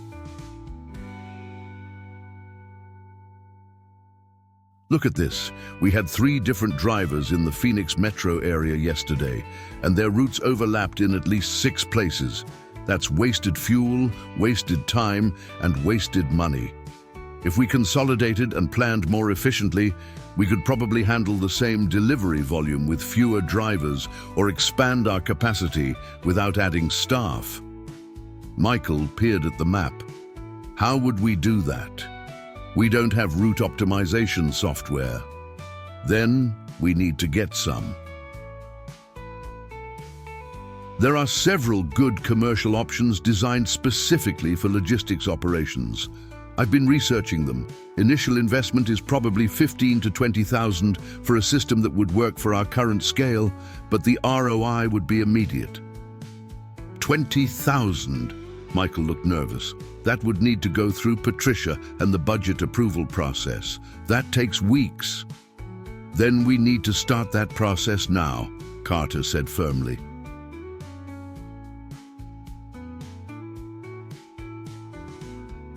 "Michael, I'm going to be direct with you. If we don't start fixing these fundamental problems, this division is going to continue hemorrhaging money and losing clients. I know approval processes take time, but we can't let bureaucracy be an excuse for inaction." Over the following weeks, Carter put together a comprehensive proposal for overhauling the logistics operation. It included 1. Implementation of route optimization software. 2. A complete overhaul of the vehicle maintenance schedule, moving from reactive to preventative. 3. A standardized training program for all new drivers and couriers. 4. Updated communication systems, replacing the aging dispatch software. 5. Performance metrics and accountability systems to identify problems before they became crises. 6. A review and renegotiation of fuel vendor contracts to reduce costs. The total proposed investment was substantial, just over $200,000 in the first year, though Carter's projections showed it would save the company nearly $400,000 in reduced fuel costs, fewer breakdowns, and improved client retention. He presented the proposal to Wesley, Patricia, and Jerome in a conference room at the Phoenix headquarters on a Thursday afternoon in mid-September. Carter had never been so nervous in his life. These were seasoned executives who'd built successful careers on their business acumen. And here he was, a 42-year-old former courier with barely 6 weeks of corporate experience, telling them how to spend $200,000. But as he walked through each point, supporting his recommendations with data he'd collected and examples from his own operational experience, he could see their expressions shift from skeptical to interested to convinced.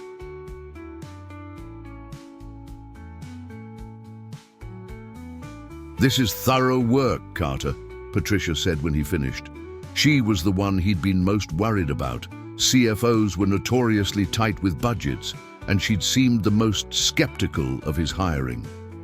"I have questions about the implementation timeline and whether we can negotiate better pricing on some of these software solutions, but the fundamental analysis is sound. Michael, why haven't we been doing this already?" Michael shifted uncomfortably.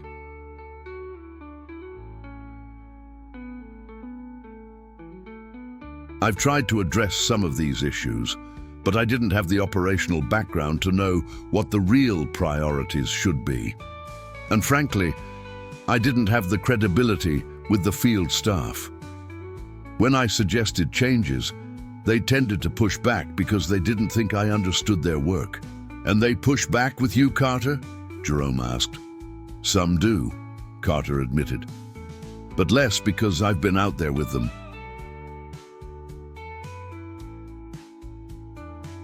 I've ridden their routes, loaded trucks, dealt with their dispatch problems firsthand.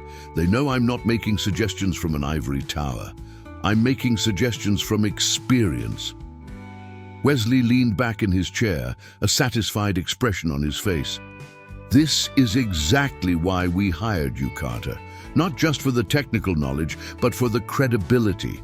I want to move forward with this proposal. Patricia, can we fit this into the current fiscal year budget?"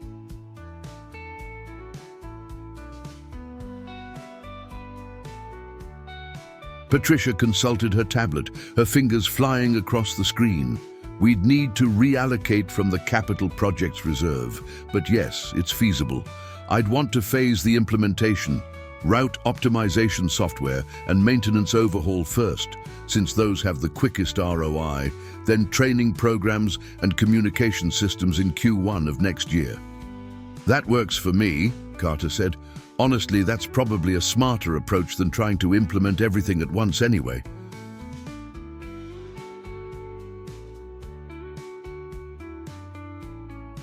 "Change management is going to be as big a challenge as the technical changes." "Change management," Jerome repeated, looking impressed. 2 months ago, you were a courier rider. Now you're using terms like change management in strategy meetings. Someone's been doing their homework." Carter felt his face heat slightly. "I've been reading a lot, and Michael's been teaching me the business side of things while I teach him the operational side. We're learning from each other."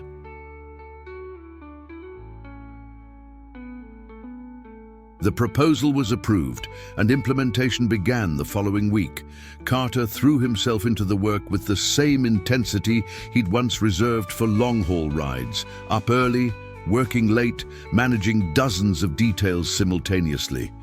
He discovered that fixing a broken logistics system wasn't all that different from troubleshooting mechanical problems on a motorcycle. You identified the source of the problem, you developed a solution, and you tested it until it worked properly.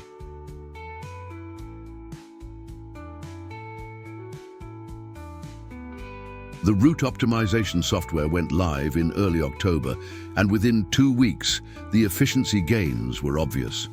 Fuel costs dropped by 18% in the Phoenix region alone. Delivery times improved. Driver overtime decreased. The data didn't lie. Carter's recommendations were working, but not everyone was happy about the changes.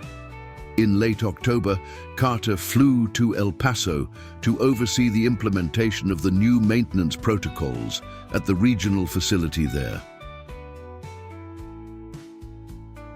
The head mechanic, a gruff man named Vincent Shaw, who'd been with the company for 12 years, was openly hostile. "You come in here with your fancy plans and your software, telling us how to do our jobs," Vincent said during a tense meeting in the maintenance bay. "We've been keeping these trucks running for years, just fine without some biker telling us what's wrong." Carter kept his voice level. "Vincent, I'm not telling you you've been doing your job wrong. I'm saying the system you're working within is setting you up for failure. You're spending all your time doing emergency repairs because vehicles aren't getting preventative maintenance. That's not your fault. That's a scheduling and prioritization problem. What I'm proposing would actually make your job easier, not harder. Easier for you, maybe. More paperwork for us. More documentation, yes, which protects you, by the way. Right now, if a vehicle breaks down, management looks at you and asks why it wasn't maintained properly. With this system, there's a clear record of what maintenance was done, when, and whether any scheduled maintenance was delayed due to budget or other factors. It creates accountability at all levels, not just yours." Vincent crossed his arms, still skeptical but listening. Carter continued, "Look, I've been where you are. Not as a mechanic, but as someone on the ground level, dealing with decisions made by people who didn't understand the actual work. It's frustrating, but I do understand the work, and I'm trying to build a system that respects the people who do the actual job, while also making the operation run better. I need your expertise to make this work. I need you to tell me if something in my plan is unrealistic, or if there's a better way to accomplish the same goal."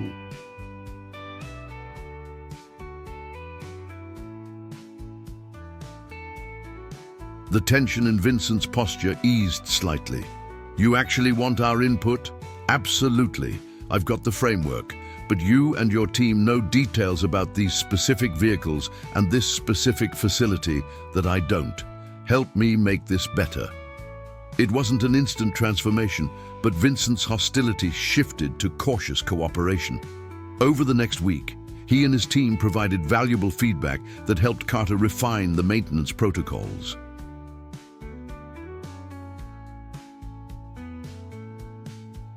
By the time Carter left El Paso, the implementation was on track, and Vincent had even shaken his hand, a gesture that felt like a hard-won victory.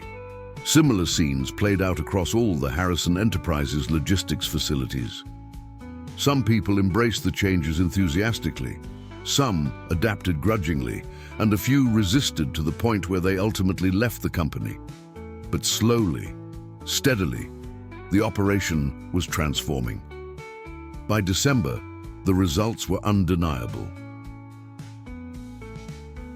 The logistics division's on-time delivery rate had improved from 73% to 91%. Client complaints had dropped by 48%. Vehicle breakdown incidents had decreased by 35%.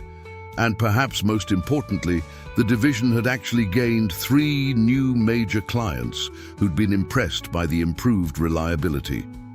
Wesley called Carter into his office on a Friday afternoon in mid-December, right before the holiday break.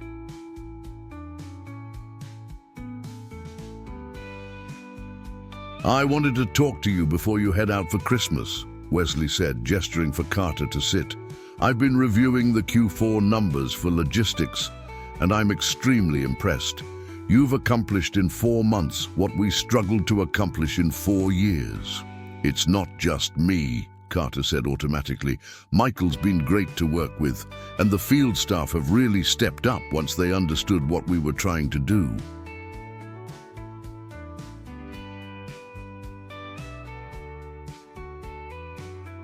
"That's gracious of you, but we both know you were the catalyst. Carter, I'm authorizing a performance bonus for you, $20,000, which will hit your account before Christmas. And I'm also authorizing a salary increase to $95,000, effective January 1st. Carter felt his breath catch.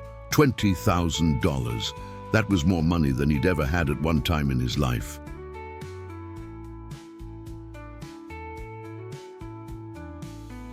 Combined with his regular salary, it meant he'd earned more in 4 months at Harrison Enterprises than he'd earned in most full years at cross-country logistics. Wesley, I don't know what to say. Thank you. You've earned it. But I also want to talk to you about the future. The logistics division is on solid footing now, and while there's still work to do, the systems are in place. I'd like to expand your role. I want you to start looking at our other operational divisions, warehousing, facilities management, even some of our property management operations, and see if there are similar inefficiencies we could address. You have a talent for seeing problems that other people miss and finding practical solutions. I want to leverage that across more of the company. It was an exciting prospect, but also a daunting one. That's a lot of responsibility. It is, and you've shown you can handle it. Think about it over the holidays, and we'll talk more in January. For now, go enjoy your time off. You've more than earned it. Carter left Wesley's office feeling like he was floating. 4 months ago, he'd been unemployed and uncertain. Now he had a career that actually excited him, financial security he'd never experienced, and the respect of people he admired. He rode his Harley back to Amarillo that evening, taking the long route through New Mexico and across the Texas border, enjoying the cold December air and the endless sky. The road still called to him. It probably always would, but now it felt less like an escape and more like a connection to who he'd been and who he was becoming. His apartment in Amarillo felt smaller than ever when he got home, and Carter realized he'd probably need to find a new place soon.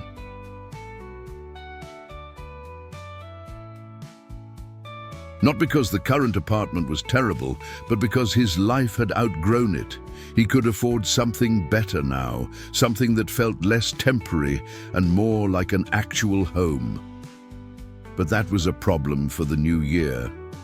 For now, Carter spent his Christmas quietly, video calling with his sister in Colorado, exchanging text messages with Nathan Briggs from his old job, and enjoying the simple pleasure of not having anywhere he needed to be.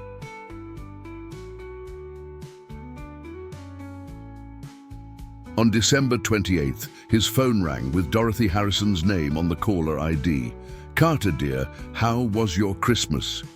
"Quiet and nice, Mrs. Harrison. How was yours?" "Wonderful. The family all gathered here in Sedona. I'm calling because I wanted to check in on you. Wesley tells me you've been working yourself to exhaustion." "I've been working hard," Carter admitted, "but it's good work, meaningful work. I'm not complaining." "I'm glad to hear it. But I also want to make sure you're taking care of yourself. All work and no rest isn't sustainable, no matter how meaningful the work is. Promise me you'll take some time in the new year to simply breathe and enjoy what you've accomplished." "I promise." "Good. And Carter, I'm proud of you. I know I'm not your mother, but I hope you'll allow me to be proud anyway. You've taken an opportunity and made something remarkable of it." After they said goodbye, Carter stood at his apartment window, looking out at the Amarillo night and thinking about Dorothy's words. Proud. When was the last time someone had said they were proud of him? His father, probably, years ago before he died. It felt good. It felt like validation, like proof that stopping on I-40 that scorching August day had been more than just the right thing to do. It had been the moment everything changed, the moment his life split into before and after. Carter didn't believe in fate or destiny. He believed in choices, in character, in the accumulation of small decisions that added up to a life. But he also believed that sometimes the road gave you exactly what you needed, exactly when you needed it. And on that August day, the road had given him Dorothy Harrison, which had led to Wesley Harrison, which had led to a career he'd never imagined and a future he was actually excited about. Not a bad trade for being 47 minutes late to a delivery. 8 months after Carter Thompson had stopped to help an elderly woman on the side of I-40, he found himself back in Arizona, but under very different circumstances. He was driving a company SUV, one of the newer models that Harrison Enterprises had recently added to their fleet as part of the operational improvements. And he was on his way to the Williams Regional Medical Center for a rather unique occasion.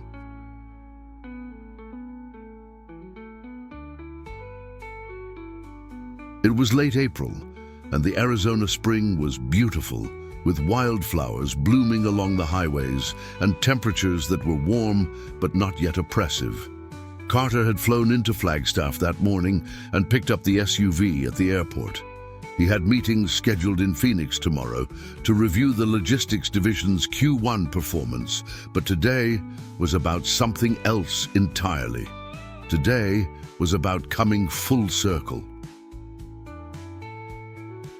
Dorothy Harrison had organized what she called a gratitude gathering at the medical center, an event to honor the first responders and medical staff who had helped save her life last August, and to announce a substantial donation the Harrison family was making to upgrade the facility's emergency services equipment, and she had insisted that Carter be there, despite his protests that he wasn't really part of the medical response.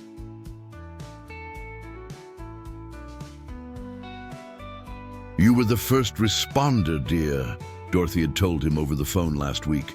"Without you, there wouldn't have been any other responders to honor. You're attending, and that's final." So here he was, pulling into the medical center parking lot in Williams, Arizona, feeling both honored and uncomfortable with the attention. He'd never been someone who sought recognition, and the idea of a public event celebrating his actions made him squirm. But for Dorothy, he'd endure it.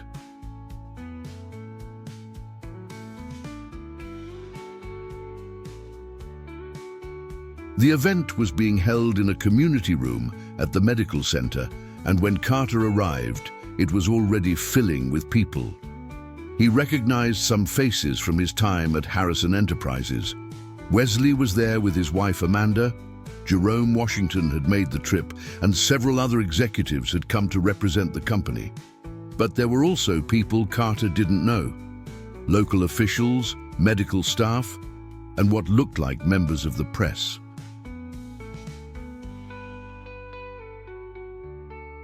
Dorothy spotted him immediately and made her way over, looking elegant in a cream-colored dress suit. At 77, she was still sharp, energetic, and formidable. "Carter, I'm so glad you made it. Come, there are some people I want you to meet." She guided him through the crowd, introducing him to the EMTs who had treated her that day, the young man and woman who Carter vaguely remembered from his brief encounter. They were gracious and friendly, thanking him for his quick action. Then Dorothy introduced him to Dr. Samuel Reed, the physician who had overseen her treatment at the medical center. "Mr. Thompson, it's an honor," Dr. Reed said, shaking Carter's hand warmly. "Dorothy has told me all about what you did for her. I want you to understand something. Heat stroke at her age, with her cardiac history, would almost certainly have been fatal. Your decision to transport her immediately, rather than waiting for an ambulance, likely saved her life."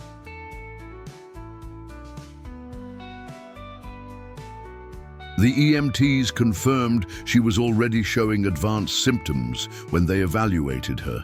Another 30 to 45 minutes of exposure could have resulted in organ failure.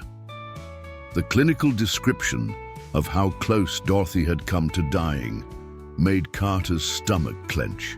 He'd known it was serious, but hearing it spelled out so explicitly was sobering. "I'm just glad I was in the right place at the right time," Carter said. "It wasn't about being in the right place," Dorothy interjected. "It was about being the right person. 17 vehicles passed me, Carter. You were the one who stopped. That matters." The formal program began shortly after, with a local official welcoming everyone and explaining the purpose of the gathering. Wesley gave a brief speech about his family's commitment to supporting emergency medical services in rural communities. Dorothy presented a ceremonial check for $75,000 to the medical center's director, earmarked specifically for upgrading their emergency response equipment and training.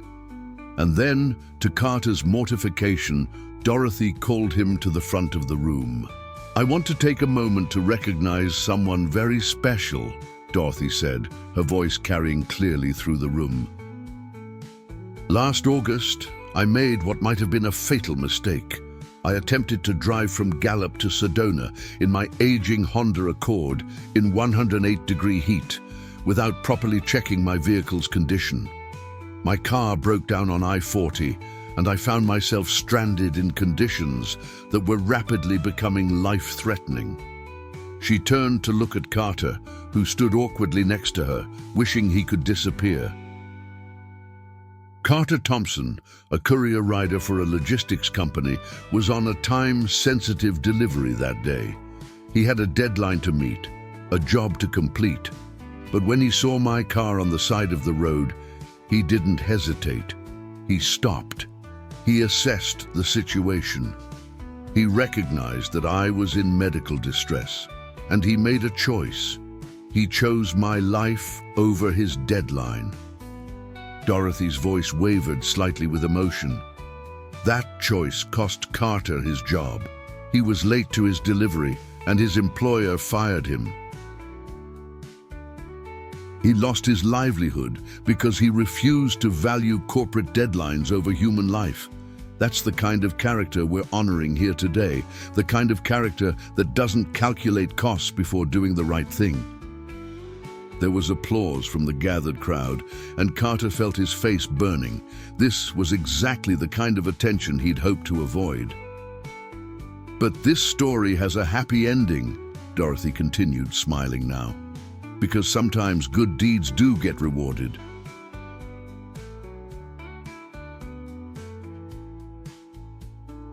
Carter is now the Director of Operations for Harrison Enterprises' Southwest Division. In the past 8 months, he has transformed our logistics operation, saved our company hundreds of thousands of dollars, and demonstrated that practical experience and moral character are just as valuable as any business degree. More applause, louder this time. "Carter, I know you're uncomfortable with recognition, but I need you to hear this. What you did mattered.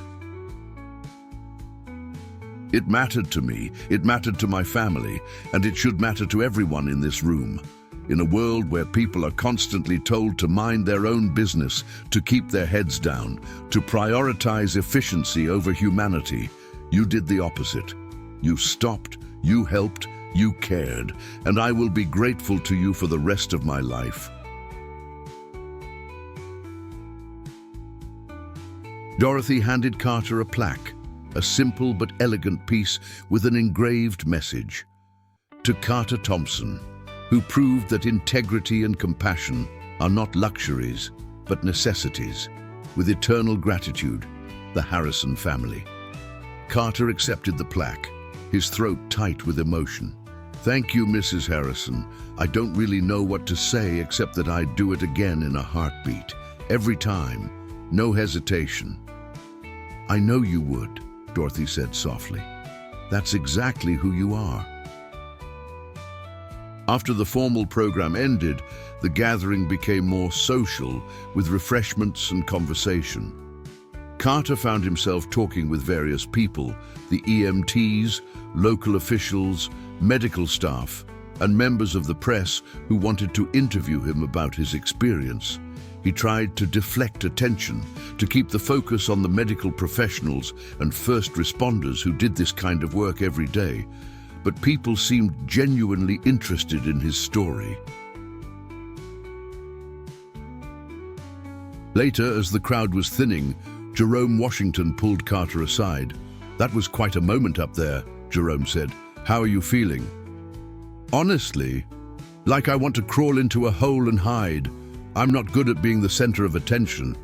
Jerome laughed. "I noticed, but you handled it with grace, and Dorothy was right about everything she said.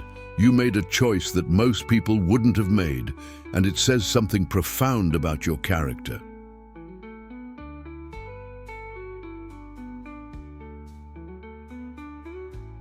"I just did what my father taught me, help people when they need it." "Well, your father taught you well." Jerome paused, then continued in a more serious tone. "Carter, I wanted to talk to you about something. Wesley mentioned he's been discussing expanding your role, having you look at other operational divisions within the company." "He mentioned it back in December, yes. We've had a few follow-up conversations, but nothing formal yet." "How would you feel about relocating to Phoenix? Making that your primary base of operations instead of Amarillo?" Carter was caught off guard. "Phoenix? That's a big change." "It is, but it would also put you at headquarters, give you better access to the executive team, and position you for even more responsibility. Wesley's serious about grooming you for senior leadership, Carter, but that's going to require being more present at the center of operations."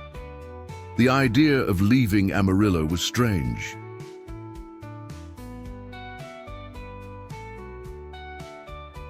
He'd lived there for 14 years, had built a life there, limited as it was, but he also recognized that his attachment to Amarillo was more about comfort and familiarity than any deep connection.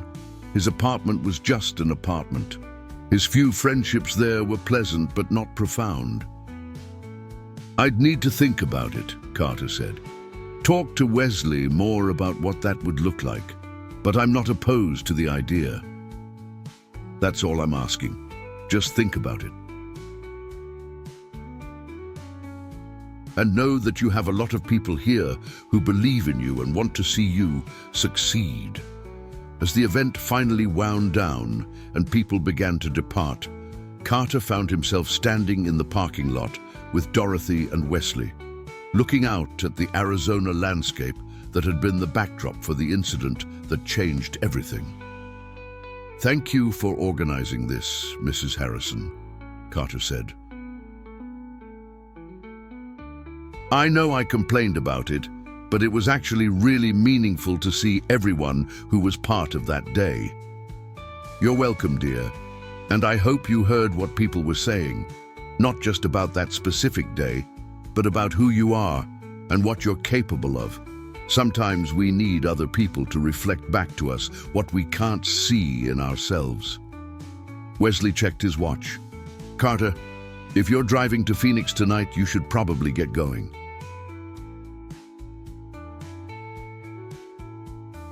"It's about 2 hours from here, and you'll want to beat the evening traffic." "Actually, I was thinking about taking the long way," Carter said, surprising himself as he said it. "Maybe riding I-40 for a bit, retracing that route from last August. Would that be weird?" Dorothy smiled knowingly.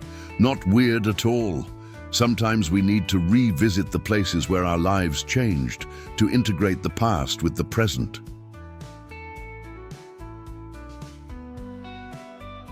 An hour later, Carter was back on Interstate 40, driving east into the late afternoon sun. He knew the route well now, had driven it several times in the past 8 months for work. But today, he was looking at it differently. He was remembering what it had been like that August day. The heat, the pressure of his deadline, the moment he'd spotted Dorothy's Honda on the shoulder. When he reached mile marker 289, Carter pulled off onto the shoulder, exactly where Dorothy had been stranded. He got out of the SUV and stood in the warm spring air, looking at the landscape. The desert stretched endlessly in all directions, beautiful and harsh and unforgiving. He thought about all the choices that had led him to this exact spot last August. If he'd left Albuquerque 15 minutes earlier or later, he would have passed this point either before Dorothy arrived or after someone else had already stopped. If he'd been more focused on his deadline, he might have justified driving past.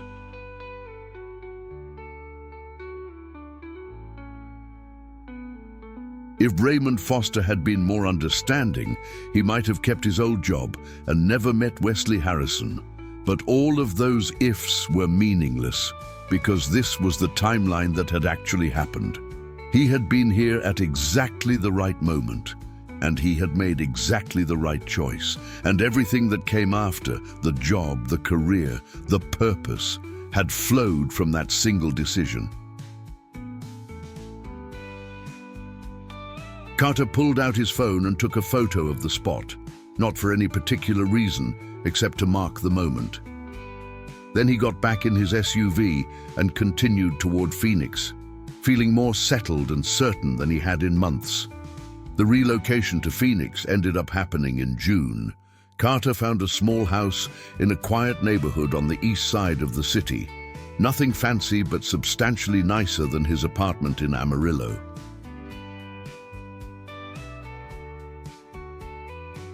He brought his Harley with him, of course. That was non-negotiable, and made it a point to ride regularly, keeping that connection to the road that had always grounded him. His expanded role at Harrison Enterprises was challenging but rewarding. He spent the rest of the year analyzing various operational systems across the company, making recommendations, implementing improvements, and generally becoming known as the person who could identify inefficiencies and develop practical solutions.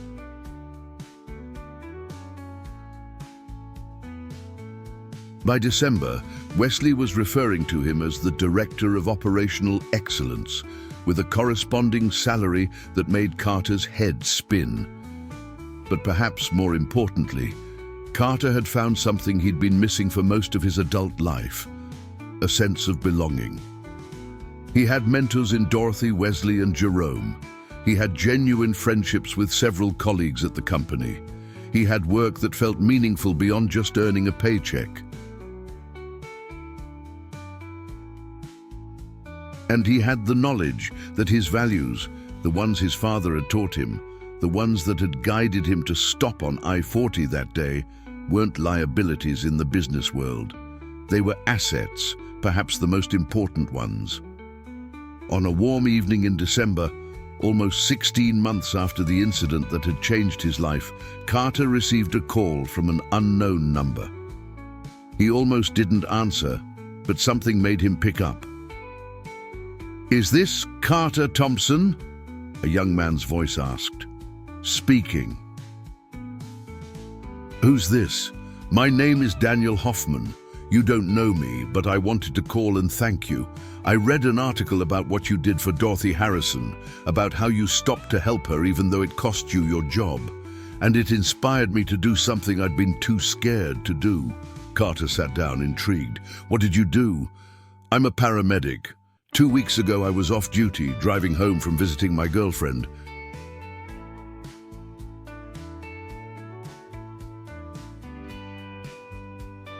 I saw a car accident that had just happened. Couldn't have been more than 30 seconds earlier. There were other people around, and honestly, I was exhausted and I just wanted to get home. But I remembered your story.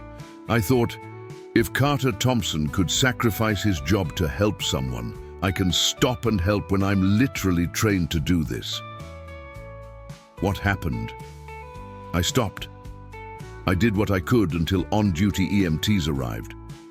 One of the victims, a woman, was bleeding internally.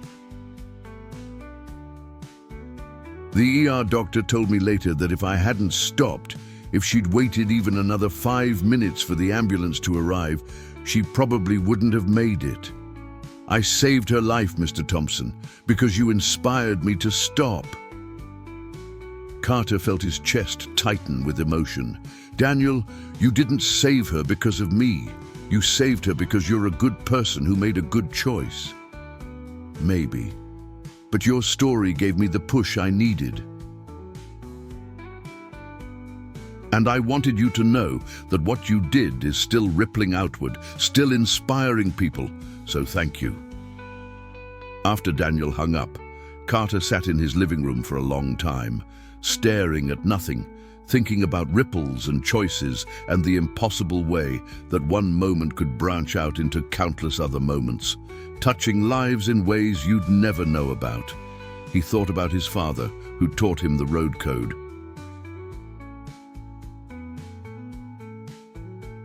He thought about Dorothy Harrison, who'd needed help at exactly the moment he was passing by. He thought about Wesley, Jerome, Michael, Vincent, and all the other people whose lives had intersected with his over the past 16 months.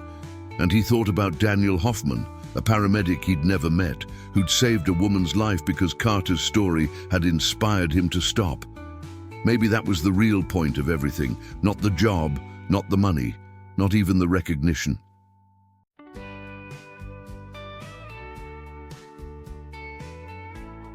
Maybe the real point was simply this.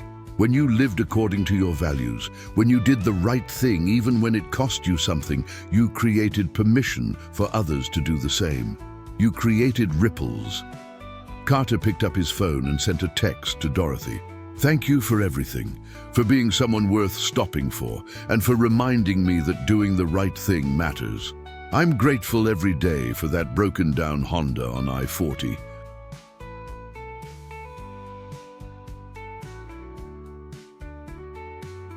Her response came almost immediately. And I'm grateful every day for the biker who stopped. You changed my life, Carter. But I think we changed yours too. That seems like a fair trade. Carter smiled and set down his phone. Outside, the Phoenix evening was settling into comfortable darkness, and somewhere in the garage, his Harley-Davidson waited for the next ride, the next journey, the next stretch of road. Because no matter how much his life had changed, no matter what titles he held or salaries he earned, Carter Thompson would always be a man of the road. And the road had taught him the most important lesson of all. When someone needs help, you stop. Everything else is just details.